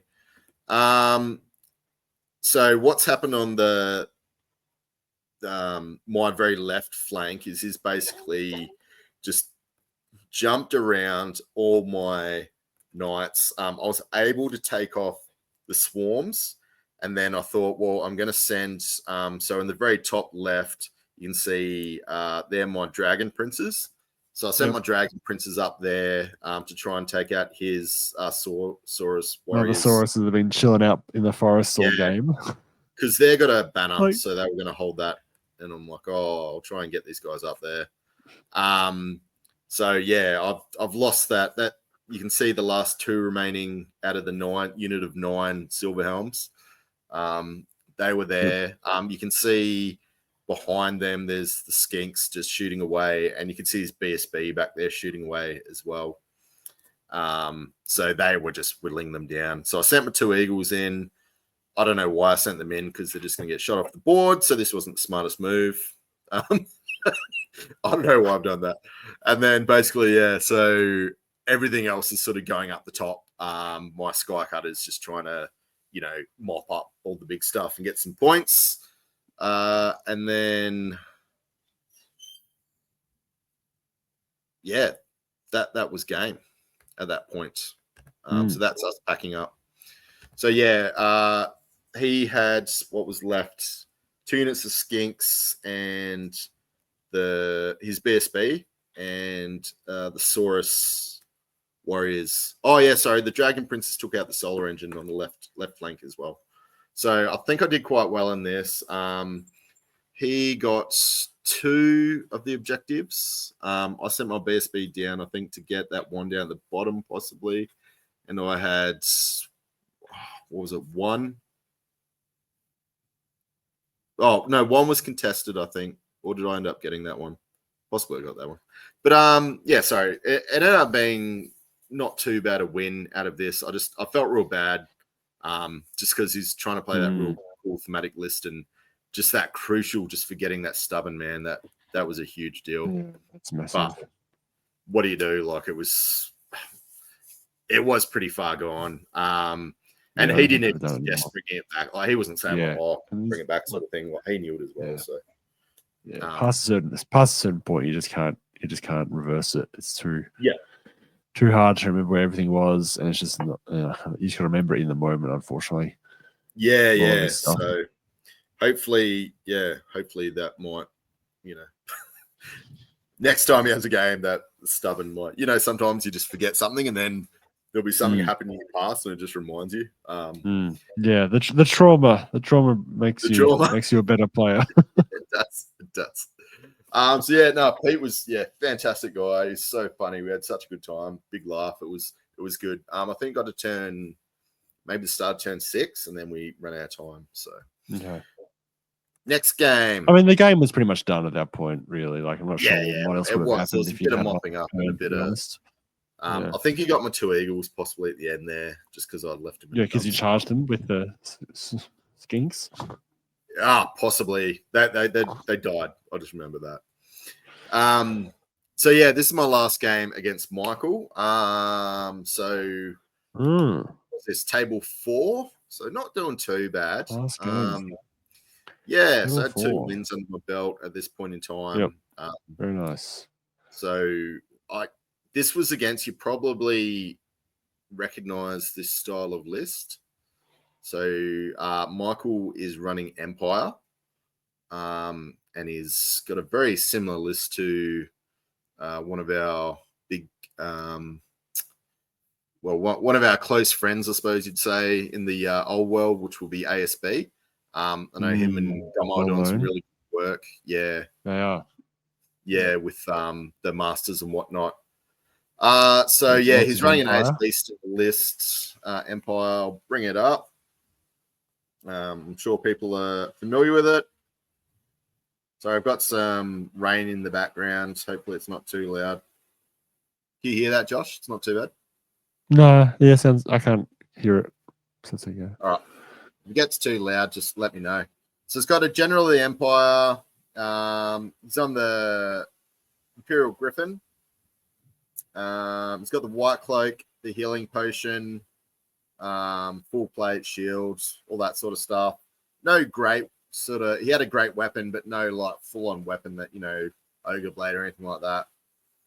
He's got a Captain of the Empire, BSB with the Razor Standard, Empire Warhorse, Dragon Bow, and Witch Hunter's Ward. It's got a Priest of Ulrich with on a Warhorse as well. It's got a Priest of Sigma on foot, twice blessed armor, running a great weapon. He's got a Wizard Lord level 4 on foot as well, with the Wizard's Familiar, Lore Familiar, running Demonology. It's got 5 Empire Archers. It's got 20 State Troops running Halberds with Drilled. Veteran Sergeant. Oh, that's just a champion. Just Standard Bearer Musician. Another 5 Archers. 8 Empire Knights of the White Wolf. What else we got? 8 Outriders with the Sharpshooter with the Grenade Launching Blunderbuss. He's running the War Wagon. Good to see one of these out on the table. And a steam tank. The stank. So the general premise of his sort of army was focused around you put the the Captain of the Empire with the Razor Standard in with the Outriders, and I think the Priest of Ulrich jumps in there as well, and then he gives the units or gives them the ability obviously to do, I think it's AP 4 on 6s and multi-wounds 2 if the priest gets his ability up, whatever it is. Pair off thing, yeah. So it's a bit of a character killer, sort of take down big stuff or big scary units. And yeah, man, I didn't really have a counter to this because I've seen this list before, but I didn't really think about playing against this list. So I didn't really know what to do, which is probably to my detriment, because I just sort of, I just said, we'll just have a game, see how it goes. And then if I get my ass handed to me, I'll learn off it. And then, and that's sort of what I like to do sometimes. Just, you learn by playing rather than, trying to study the book as such. So on my left, I'll go through again the same sort of setup. So I had my Eagle on my. So the game format was control the hill. So on the very far left, pretty much in the corners in your deployment zone, there was a building, and that had a little low linear obstacle sort of fence hanging off it to the side. Maybe a third of the board across from that, there's a hill, which is your objective. So it's control your hill and your enemy's hill. I think if you controlled your hill with the same sort of setup with, the banners and whatnot, you got 1 point. And then if you controlled the hill and the your opponent's deployment zone, you got 2 points. Nice. And then, going across all the way to the other sides, just in front of your deployment zone, maybe 2/3 of the way across, there was a forest. Again, it's all symmetrical. So, on my left, I had an eagle behind the low linear obstacle. On top of the hill, my hill on my left, I had my Tyrannok chariot. I had my 9 knights, silver helms, just to the right of them, right in the center of my boards. I had my 7 dragon princes to the right of them. I had my 5 silver helms. So I knew that this unit was scary and it was going to kill stuff. I didn't think about a counter. I didn't really ask about the gun. I probably should have, because I probably could have come up with a nice little counter for it pretty early on, but I didn't, to my detriment. And then hiding behind the forest so you couldn't see through it is my 3 skycutters. And then to the right of them is my other unit of 5 silver helms. And behind the forest as well, I had an eagle just chilling. So I thought my game plan was going to be send everything fast up in the middle and try and get through to his Outriders and try and take that out or keep them tied up. And he's also got this unit on his right hand. So, I'll go through his deployment. So on his right, he had his halberds, big unit block of halberds. In that, he had his level 4 and what was the character? I think it was the Priest of Sigmar. And I knew with Demonology, this was that big flying unit that could fly 30 odd inches or whatever it is. Like it just flies around. Yeah, it's just so ridiculous. So it's this big flying unit. And I'm like, you know what? It doesn't bother me so much because I was just going to be so quick anyway that I wasn't worried about getting in a flank because it's sort of got to be drilled and then it's like the next turn it charges you. So if you're fast, it's not a huge big deal. So I wasn't too worried about that, although I knew it was going to sit on my objective and it was going to be hard to move. And then anyway, next to that was his stank, next to the forest. In front of that, he had his 5 archers. Next to the archers, so towards the middle of his board, he had all his outriders with all the entourage for the outriders. On his hill, he had his war wagon and his big unit of knights, and directly next to that, he had his griffin. And on his very far left, he had 5 archers just chilling. 5 archers, right. Yep. So he vanguarded up. This is where you can see, and this is probably where I went wrong. So he's vanguarded up. I didn't even know these guys had vanguard. And if you vanguard up first turn, doesn't count as moving and shooting. So he's vanguarded up, shot me, and did a lot of wounds. So I didn't get as many pitches in this game as probably what I would want to. But yeah, we'll see how we go. Yeah. So later in the day. Yeah. Probably focused. That's it. So yeah, basically in the center, you can see my big unit of knights. 9 silver helms is now turned to 2. So his shooting has reduced drastically. Wow. Right. Yeah. Okay. So they've sort of evaporated. And that was all from this unit. It takes chunks out of you. It really does. On my left, I've sent my chariot up just a little bit. I didn't want to send it up too much. I was just trying to sort of distract him a little bit just from sort of shooting stuff on my right. So I just wanted to threaten him. So that's sort of hanging back a bit. In the forest, you can see I've got an eagle that's just chilling in there. That's his forest, and that's on his side of the board.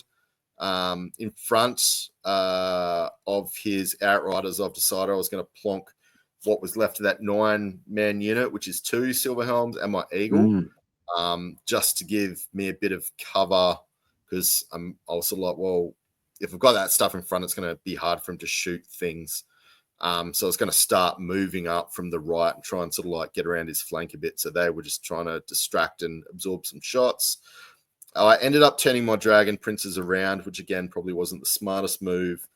Just waiting for so just behind the hill, you can't see it, is that big block that was going to march onto that hill. They couldn't quite make it, but I knew he was going for that. So I'm like, if there was going to be any counters to that unit, I'm like, hopefully these guys, if they get a decent charge, they might do quite a bit of damage. Maybe take out his level 4 or something like that. Yeah. And then my sky cutters, being the pansies they are, slowly moved around the forest and kind of just stayed out of line of sight from his outriders because I was so worried about them. So they were very slow, which again was probably to my detriment. I should have really been more aggressive. He's sort of floating around there, very cautious. Yeah, they are floating back and shooting, I think. So they've got their shots and they're not very good. Like, I don't know, they're not really worth almost the points you spend on them because you march around a lot with those sky cutters. So you find sometimes you don't even end up shooting they got a little bolt thrower. You don't end up using it. That's a shot of his block of the Empire state troops, whatever they are. So this is the next shot. So this is right down. Yep. Yeah, got very juicy. Probably look at it like, what's going on here? So from here, I'll go left to right. He shot his cannon on his steam tank. Oh, I'll get into this as well. Sorry. Michael rolled 2 snake eyes on his steam tank, so I couldn't move like 2 turns in a row. It was so unlucky.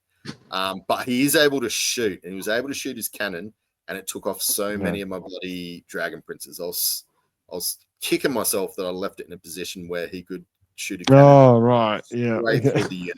Straight So through I had, the unit. 2 guys So left. unfortunate. Yeah. So they ended up, actually, no, there was 3 guys left, and they ended up charging into his halberd unit. You can see my, what is it? My chariot is still in the exact same spot. It's just chilling back, just trying to threaten something. What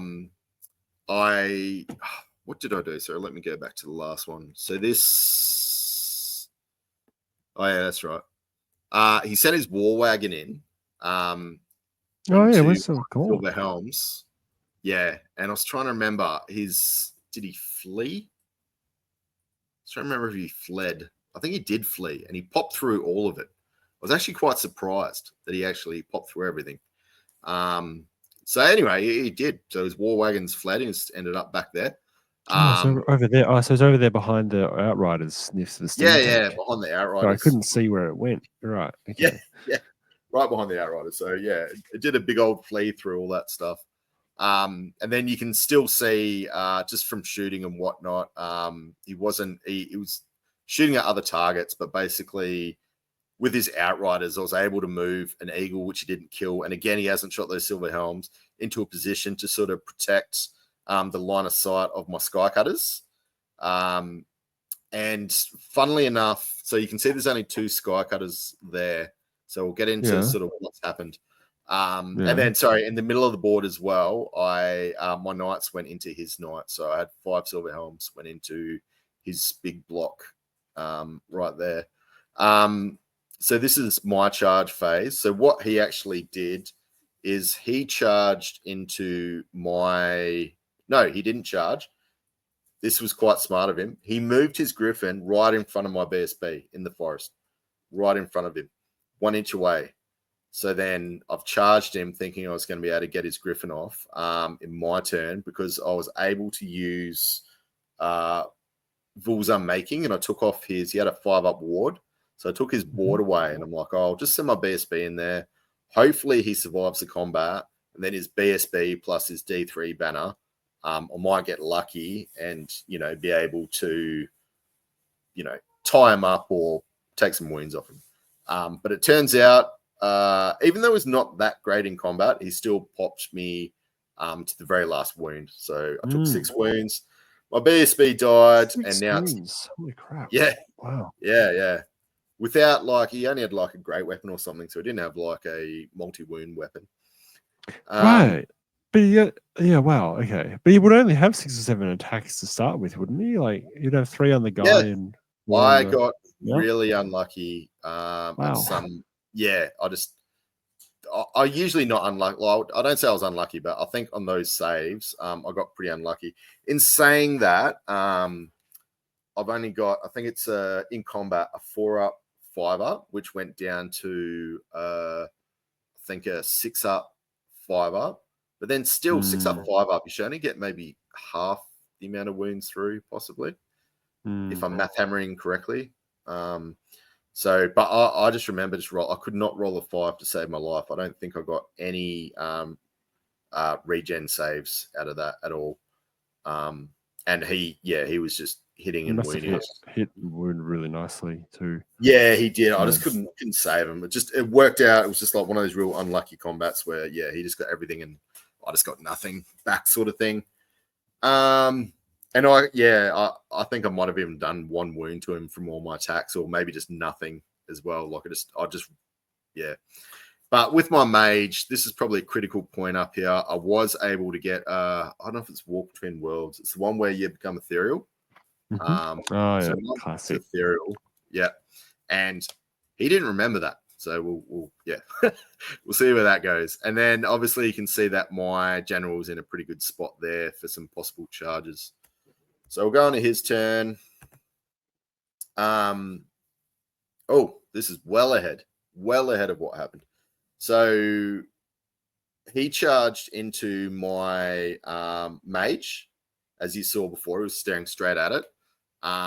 Didn't realize I had that spell up, and I wasn't going to tell him because I was at that point. I'm like, the card was right next to it, and I put it on, and then he's like, "I'll charge." I'm like, "Okay." It's like, it was one of those points. Then what happened? Yeah, my mage, I think he put, so he's got a assailment spell. So he was able to put like 2 wounds off onto his griffin as well. Funnily enough, he won the combat, and here you can see he's actually flew off just because he won the combat. Because I'm like, I'm not going to go back into combat with the griffin. It's just not going to end well. So his flew off, and basically what I've done, what he's done, because I sort of anticipated where it was going to go. From the last charge, what you probably can't see was my lord went into the back of his that big knight block with my knights and just killed him. I think I just killed him to the man. And then I don't know if they've overrun or just turned to face, whatever it was. And they've ended up like this. And my 2 eagles, I plonked them in front of the outriders just to, stop them from either getting away easily or shooting. So just to give me a bit of cover. So I was a little bit worried about obviously still getting shot at this point. So this is his turn. So he's turned around with his griffin facing the back of my mage. And he actually got out with his outriders. So he's sent his outriders quite far away, and he's gone towards the forest. I didn't know which way he was going to go. I was a little bit surprised he went this way, but yeah, this is the way he ended up going. I'm sure he had a reasoning for it. And down the bottom, what's happened over the last turn, he's killed my dragon princes. Took a couple of turns actually to get through them. They actually did pretty well. And he's basically marched up onto the hill with his big halberdier block. So they're just sitting there. So he's walked backwards.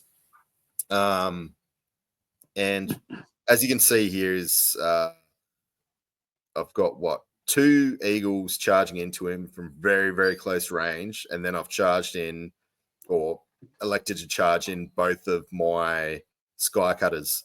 So what's happened here, I was like, this is, I didn't know what he was going to shoot at, but it was probably pretty good reasoning. I didn't know where it was, so it was either going to do a full flee, that's what I thought he was going to do, or just sit there.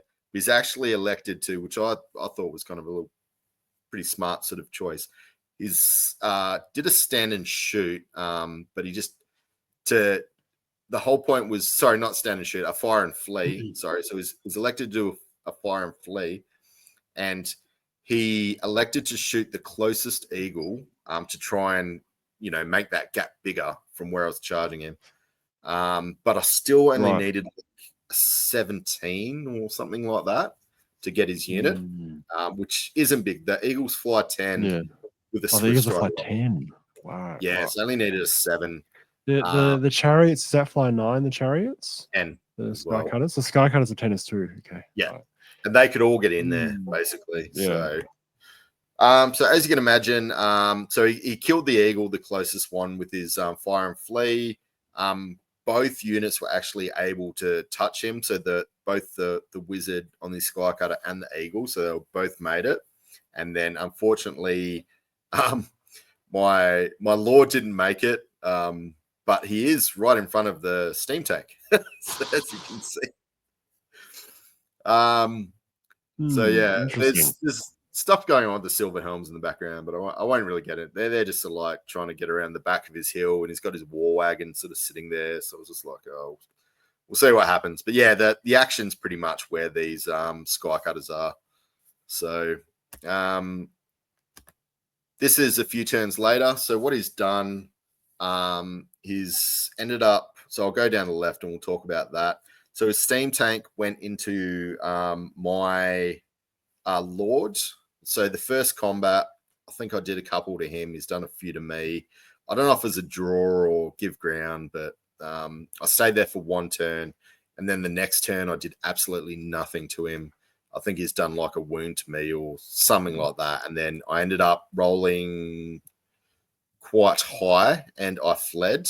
Right. So I got like an 11 or something like that. And obviously I don't have my BSB anymore, so he's fled. And then his steam tanks turned to face my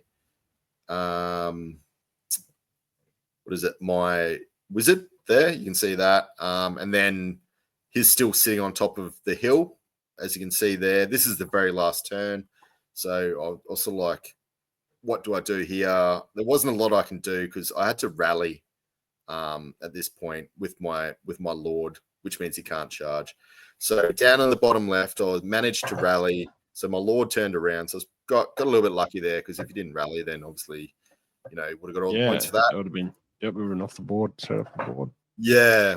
And then Michael sent everything up to kill my Silver Helms unit, basically trying to get the objective. So he's got the Griffin and the War Wagon up there. So, yeah. So end of the game, he got, I think, one objective. So the one in mine were 2 points. And it was actually ended up being quite close. I think it was like 200 or 300 points difference. And I ended up with an 8. And then I think he got a 14. So yeah, it wasn't too bad. Like without the objective, obviously it was a bit closer, but with the objective, it was a big difference. The objective makes a massive difference in that regard. Yeah, definitely. And then so this is the end of it. So Keith, who I've been following very, I love playing Keith. He's awesome to play with, and he's got Creaky Gamers. Obviously, I'm sure everybody knows Keith. He's a great bloke. He's like the epitome of like the Aussie battler, but in like Warhammer form. Is always getting up there. Like, he doesn't always like come first in events, but you always see him getting podiums and he's always up in the top tables. And he does such great podcasts. He's such a great bloke. So he got first and I was just so happy. And Michael, my last opponent, came in with 3rd place. So that's him there as well. So nice. Check out Keith's at Creaky Gamers. He will have these bat reps coming up soon, and I'll be definitely watching them because they're going to be really, really cool. Good. That's incredible. Yeah, that was my game. Yeah, games. Nice. The games are. How did you go in the end then? So you won 2 out of 3. Yeah, 1, 2 out of 3. I got like low mid 30s or something, I think, in the end. Maybe lower 30s, like 32, 33. I forget, something like that. Came, was it 12th or something? Nice. Yeah. Nice. So out of 30 something players, it was like, above halfway. And obviously, I think there was a lot of players like that, and it was really, really close. It's just up to that last game, especially those three games. You get a lot of guys that win 2 and lose 1 sort of thing, or they might get like a draw and 2 wins, and it gets real close for that top. Yeah, sort of compress the top. Yeah. Fair enough. No, it was really good, really fun. Yeah, no, it sounded like it was a fun day. Yeah, that's cool. So how you got some? Did you do patrons now or at the end? Yep. Let's hit the Patreons, shall we? I'll just do I'll do the proper Patreon shout out for very hey. I'll be one second. Sorry. Yeah, I'll just do it. Yep. Right. Yep. I'll do the Patreon shout out for these really helpful guys who keep us coming back every week and running the podcasts and paying for the hosting that we're doing and that type of thing, which is really nice. If you'd like to help, just head over to patreon.com/oldworldfanatics. For now, I'll go through the supporters of the podcast. We've got 39 on my list. Gommo's got a different list. This is my list. Sporadic Sanity, Mark, Nick, Grant Vanderboch, Chris Bowler, Drunk Hummer Nate, Shooter Louis, Eugene Cheffor, Benoit Lebretonic, Cam the Dentist, Ed Fawcett, James McClellan, Liam Fallon, Toby Cleveland, Jay McBride, Flatsworld Edge, Sexy Jelly, Herald of the Old World, David Lancaster, Tommy Dogs, Matthew Klein, Thumper, Matt Morris, Perfidy, Jess Torres, Wood Duck, Josh Griffiths, Nananuum, Denny Broadstock, Jonathan Regular, Gil Sloth Draconos, Robert Z, OG Whirler. Man, Whirler. he is not changed. I'll So change it. sad. That was such Go an on. epic. It's That was done. such an epic joke. It's done. Yeah. I'll be sad if he just like disappears one day. It's like, oh, is that Yeah. Tainted, Bobby Gherkin, Gunwick, Sean Ritchie, and then Chapstick, the original Chapstick. Thanks, The guys. legends. Yeah, thank you. Yeah, we definitely appreciate all the support from our subscribers. Yep. And obviously if you're on YouTube, as usual, hit the like, subscribe, and alert buttons to help us reach as many viewers as possible. And yeah, just spread the word of our aimless hour-long discussions.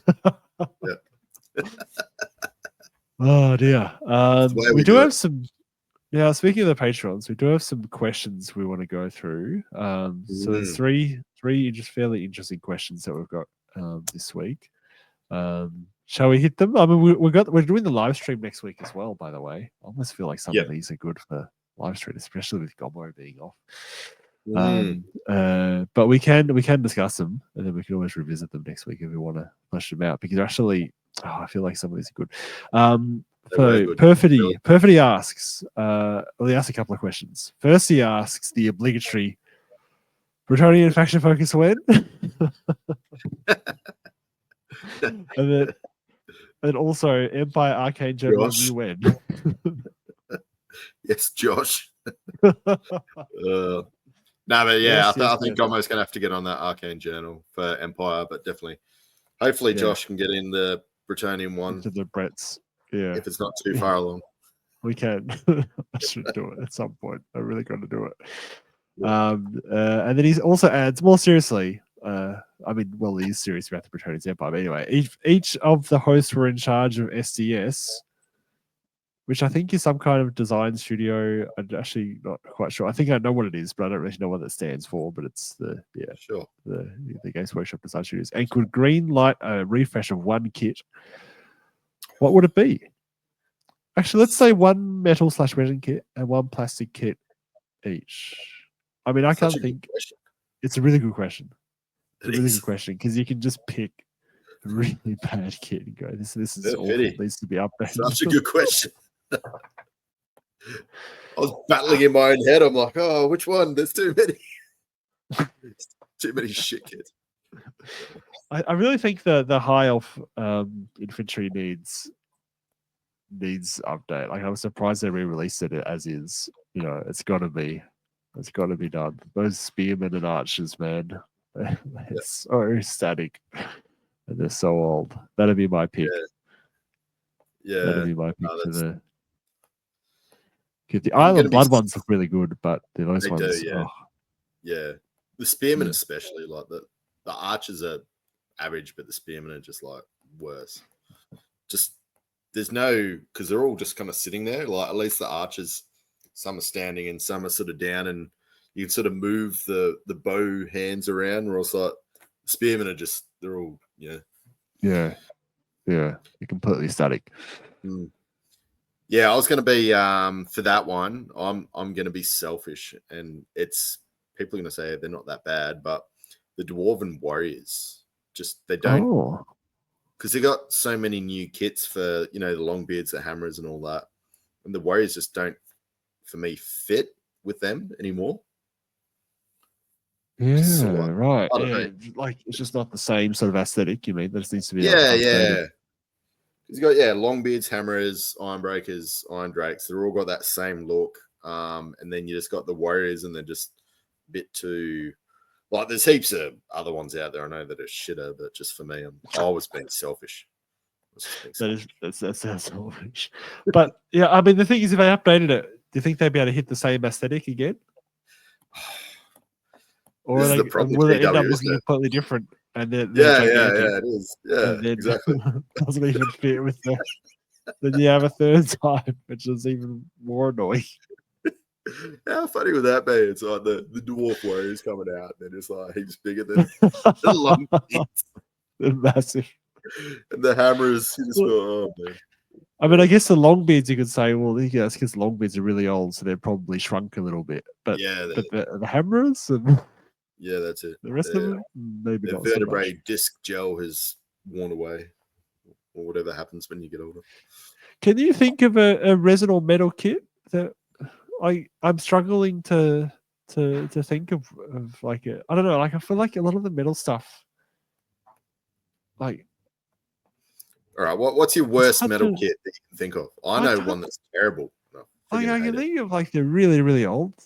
I'm struggling to think of one. Like, what? Like, maybe if I hear yours, it'll sort of give me an idea of what I should be thinking. Yeah, the White King on. But this is the problem. Age of Sigmar's bought one out, but it's not. It's Age of Sigmar. It's not Old World. But the White King on the horse mount with like the weird horse, and it's got like this real long. So the horse is like putting its head forward, like it looks weird. If you Google it, like the White King metal on horseback or whatever it is, it's just the horse and the whole thing. It's just terrible. I don't know. I couldn't do it for an undead army. I think I see it. Yeah. I run. What was I running? I was going to run the Nurgle guy on the horse. He looked heaps better. A little bit of lordosis going on there for the anatomy nerds. Yeah. Ooh. You have to Google that. Yeah, I see what you mean. I still no, I can't think of one. What's the worst Britannian one? There's got to be a shit Britannian one out there that you don't like or you don't mind them. The thing is, I like the old stuff. No, Britannians are good. What am I talking about? They're really good. Yeah, I love the retro Bretonian gear. I mean, you can go further back into the really goofy stuff, but a lot of that stuff did get refreshed. It just gelled. The whole thing looks good. What else stuff? Yeah, that looks okay. Oh no, I look. I'm gonna have to tap out for this one because I can't go up with a good one. And so I'll go to the next one by Josh, not me, but another Josh. Would you like to see a return of the flavor models without rules from sixth ed? Oh, sorry, seventh ed. So and then to be honest, when I read this question, I was actually largely unaware of what the hell he's talking about. So, e.g., the Orc Animosity model, which I think I have seen before. Then the Empire Duelists and the Scribe and the Merchant, which again I was like, Scribe and the Merchant. I couldn't remember them, and then I found them, the Citizens of the Empire type box thing. So yeah, it's asking if we'd like to see them, and then also if you could design one, what would you choose? I'd love to see a Sister of Shayela or one of the Dwarf Reckoners. Yeah, I don't know. Like, I feel like those Citizens of the Empire, they were almost like an in-joke. Like, I think when they like replicating slightly some of the employees of the time and using them as inspiration. Oh my god. Maybe they was just the people you didn't like at work. That was like the revenge you had. They're like, oh yeah, I'm gonna sculpt you. You can look. You're not even gonna know. Absolutely ridiculous. It's like, this absolutely ridiculous version of it. And then not only am I sculpt you, I won't give you any rules or any part in the game. It'll just be a sculpt. So you're just like completely useless. I mean, those models were cool, and yeah, it'd be cool to see them back. Do you think they'd sell well, just because there's no like direct use, or they're just flavor? I mean, it's GW, man. People will just buy it anyway.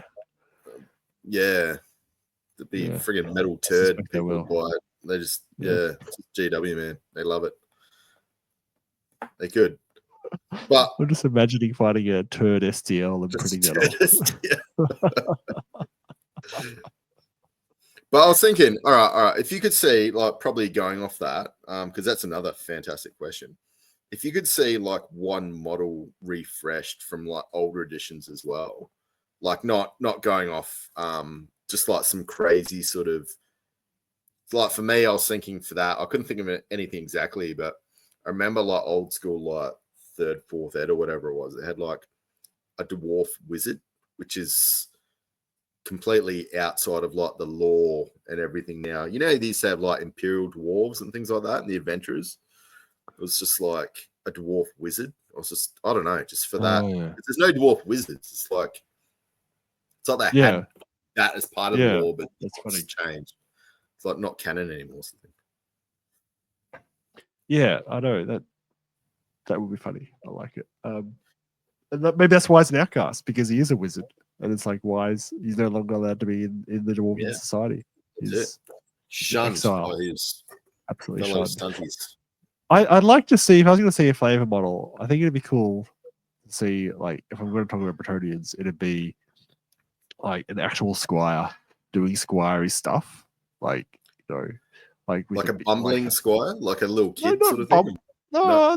Well, no, I think more like like a serious one, but he's like cleaning the knight's like gear or something, or he's trying to pass like a helmet or a sword up to a guy on horseback or something like that. It would be cool.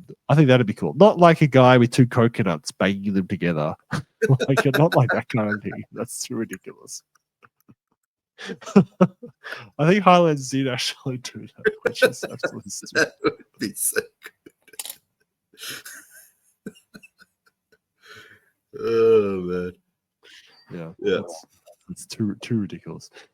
I'd be actually interested to hear. Everyone's got the flashback for like, you know, straight up. You just get the image of, I can't even think of what's the king's name. Is it Arthur? Is that what it's The called Monty in Python. the show? Yeah, in the Monty Python one, was it? Or I can't remember now. I feel like it might have been still Arthur. Yeah. And just the guy that's in front of him with it. with I swear, like everyone's they've all got coconuts. All the knights have got a guy with the coconuts behind. Yeah, that's so good. Yep.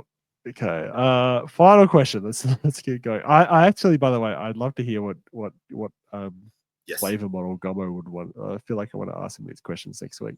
And everyone else at home, put your comments in. Yeah, absolutely.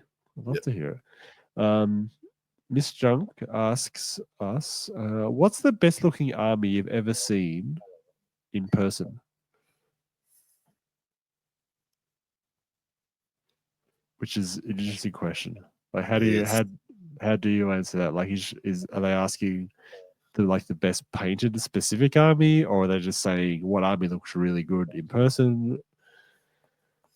Surely I feel like she's asking. I feel like he's asking for the best specific army that you've seen painted. My mind keeps wandering back to that really nice high elf army at CanCon a couple of years ago. Is that Frank's? Yeah, Frank's army with the freehand on the banners and all that kind of stuff. It's good, I really love that. I really love that army. It was subtle. Pretty. I don't think people appreciated it because, like, you know, like there's a lot of armies they pop, they got like bright, they're just like in your face. Whereas his was like real, just neat and subtle, but it was, you could tell it took work. Yeah, like a lot of work. Yeah, it did.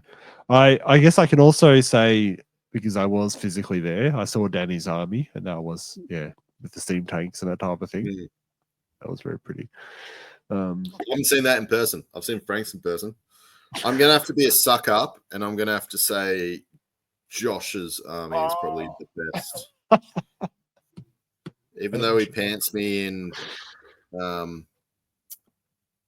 Castle Assault with it, it is fantastic. Okay, thanks, Sergio. No, man, I wasn't expecting that. It is a high quality army. I'd love if you tallied your hours that you would have put into that. Like, it's got to be like 1,000. Like, it's got to be. I have absolutely no idea. I don't think I could. I have no idea.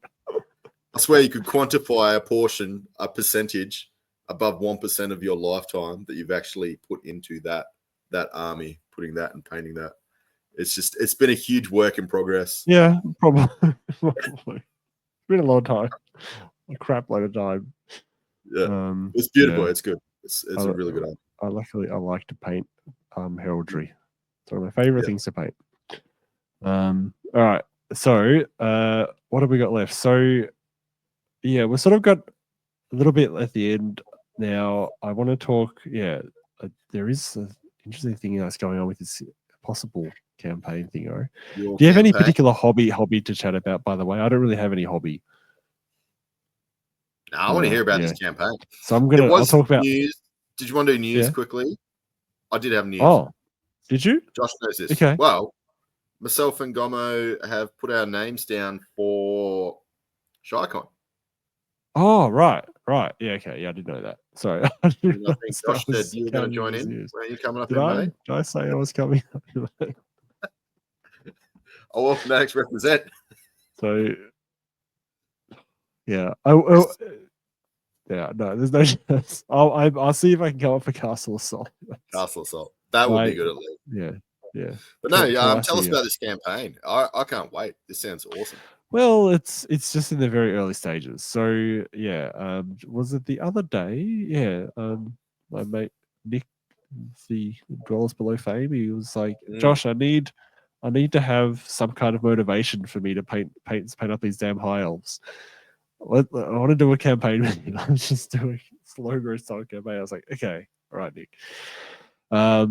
So I am in the process of trying to put one together because he was kind of like he wants to do like a Tears of Isha type thing, you know, that style of the old Fifth Ed one where you sort of have a linked set of battles, like culminating in a climax, you know, over the course of like 3 or 4 battles, you know. So, and I think the Tears of Isha, actually looking at the source material for that, it does actually work pretty well. Like it's very adaptable. Like I think there's stuff in there that could be plugged in thematically, at least. Like a lot of the specific stuff about army list building and that kind of thing, obviously, is not really relevant. But in terms of the themes and the battle shapes and the deployment and stuff, I feel like I could actually make use of that quite a lot. But the thing is also, I need to have an army that I can play with him. You know, and I do have some Dark Elves, but most of my Dark Elves are tied up in the Cult of Slaanesh army. Yeah. And I don't really have enough Dark Elves to actually run a Dark Elf army by myself. So what I also want to do, and he's all on board with this, is actually just put together an absolute homebrew, like, ridiculous Cult of Slaanesh army comp list. Yes. So I can at least so I can just at least run them and it be thematically right. And I think it's very doable. Because all I have to do is pluck various, you know, already constructed units out of different lists. For the most part, there's a couple of things that I'm still working on. I'm hoping to run my Cult of Slaanesh for the old world in a linked scenario campaign using Tears of Isha adapted for the old world, which is so crazy. It is. It's gonna be so good, but I think, I'll put a bit of work into putting that scenario campaign together. Because I mean, all it needs, you just need a little scenario for each one. There's the Bloodied Shores where the Dark Elves first come on to the Shadowlands. Like the whole thing is about these 2 brothers. One got exiled and went to Nagaroth and became a Dark Elf, and then's come back just wanting revenge, basically, on his other brother. And they each have half of the Tears of Isha. So it's whoever ends up with both, like whichever brother kills the other one. Is one a mage and one like the warrior? Or I think they're both warrior. It's not like Teclis and Tyrion. That's what you can do. No, I was hoping, you get like the strong brother and like the classic brotherly sort of, face off. No, I think the Dark Elf guy is Kaldor.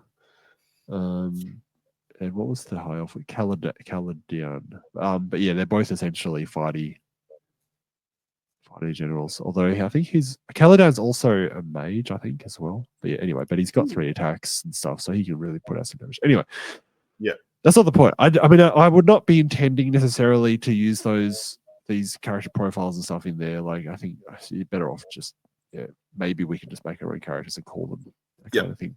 Because with the cult list, I'll go through it a little bit because I have put a bit of work into it, just trying to put it together.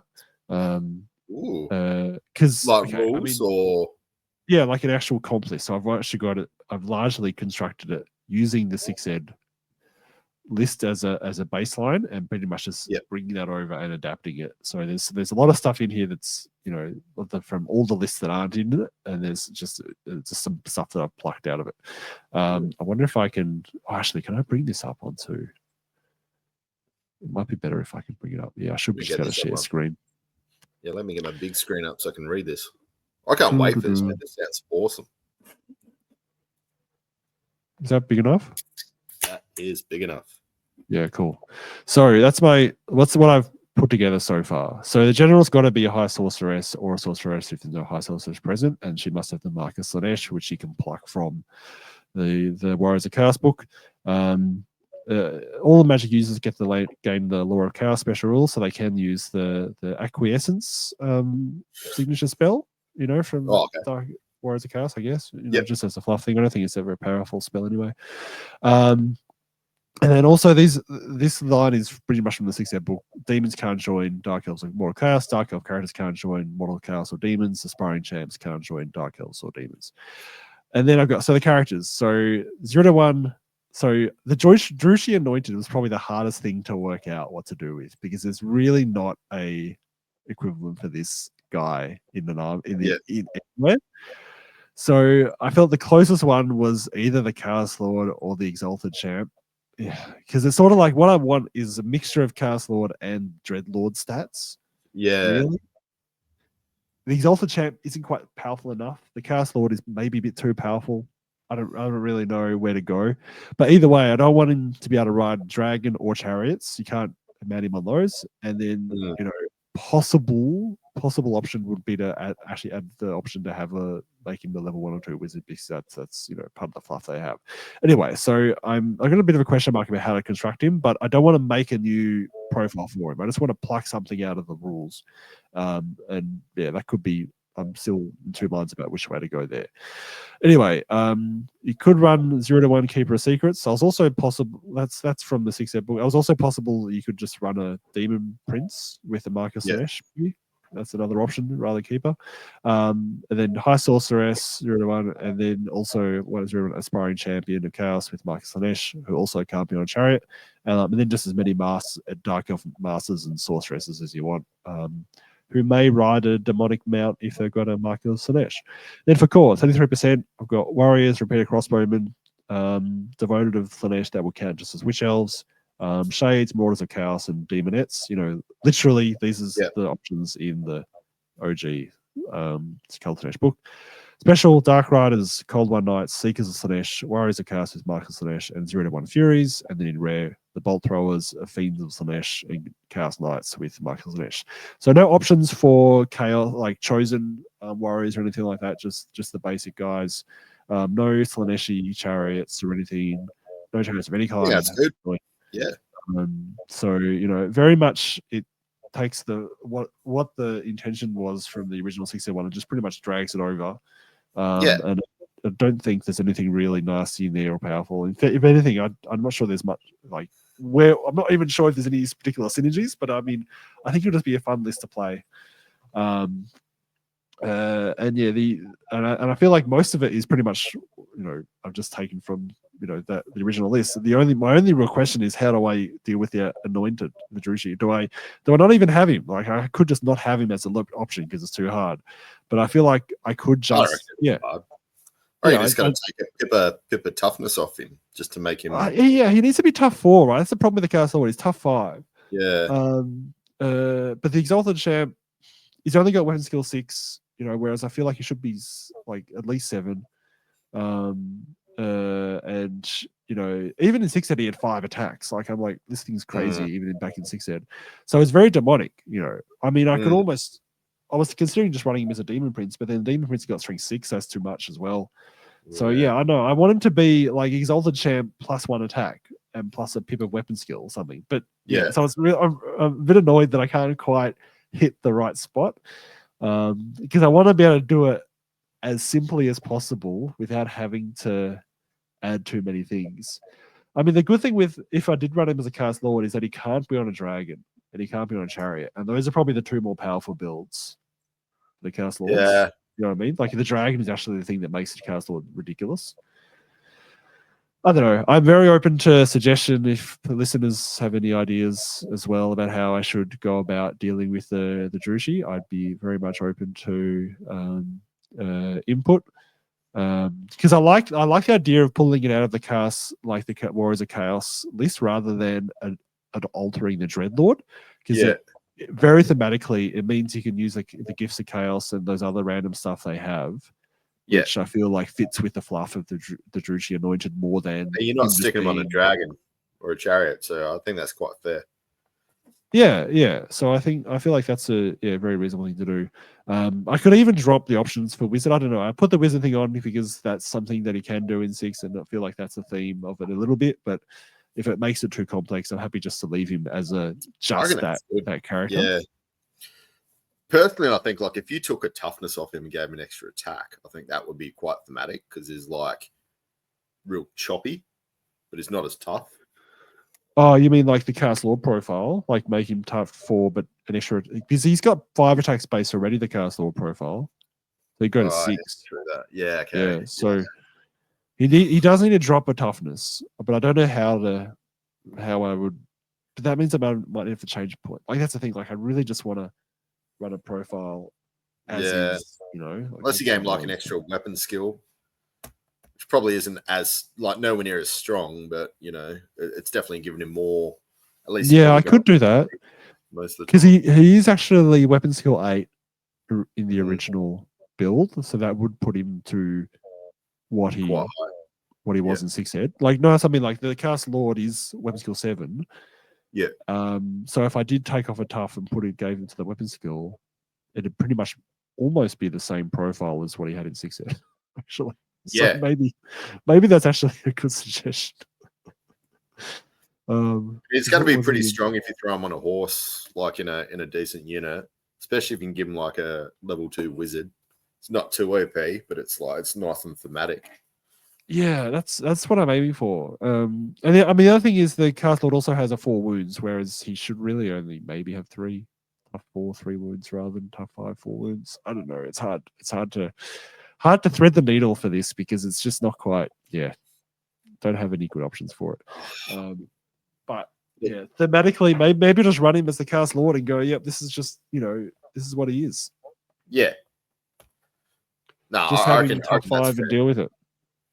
Yeah. I think that's quite fair. I mean, he's not on a dragon. He's not on a chariot. Yeah, exactly. He's not on a dragon or a chariot. And then you've got the Baron who's running silly human stats.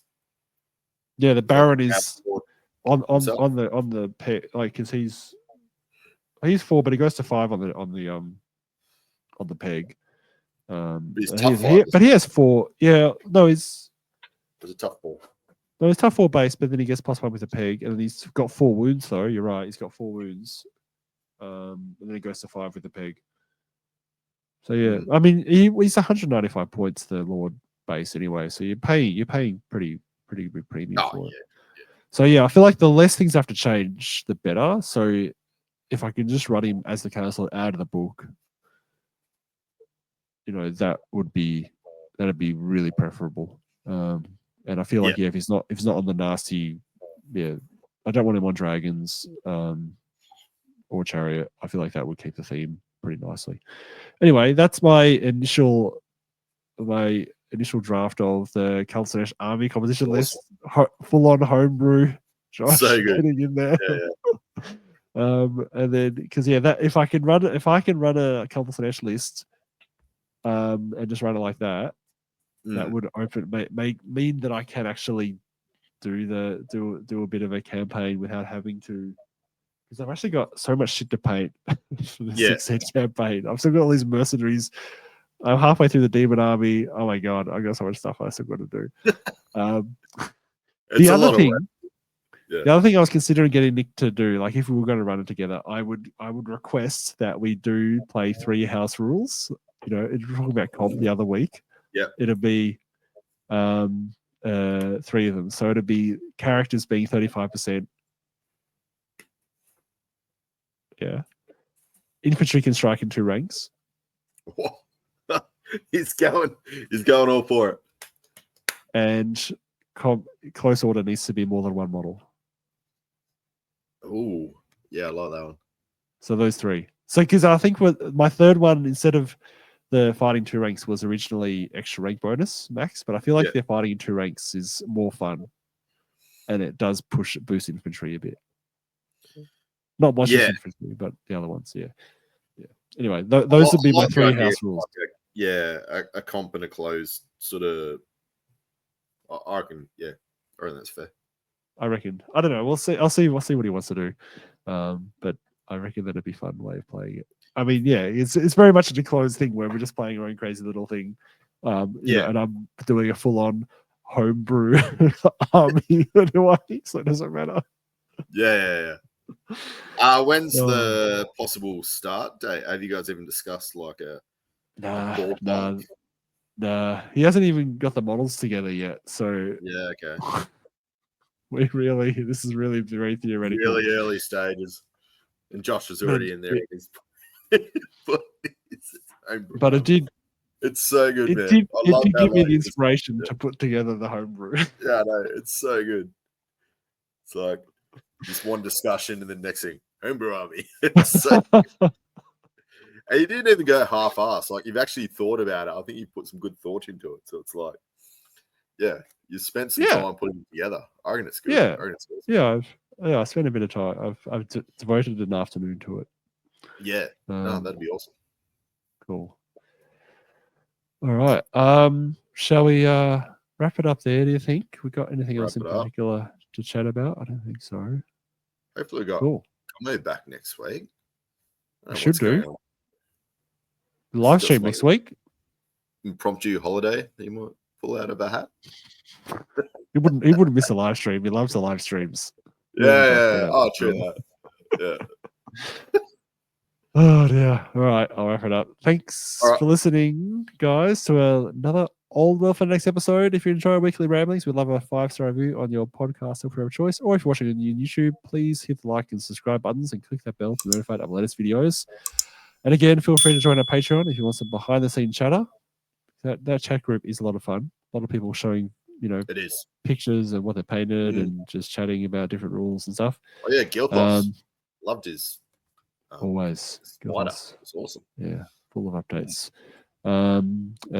Just follow us on the socials. Just search Old Wolf Fanatics and you'll find us. So until next time, thanks for listening to another episode of the Old Wolf Fanatics. Cheers, guys.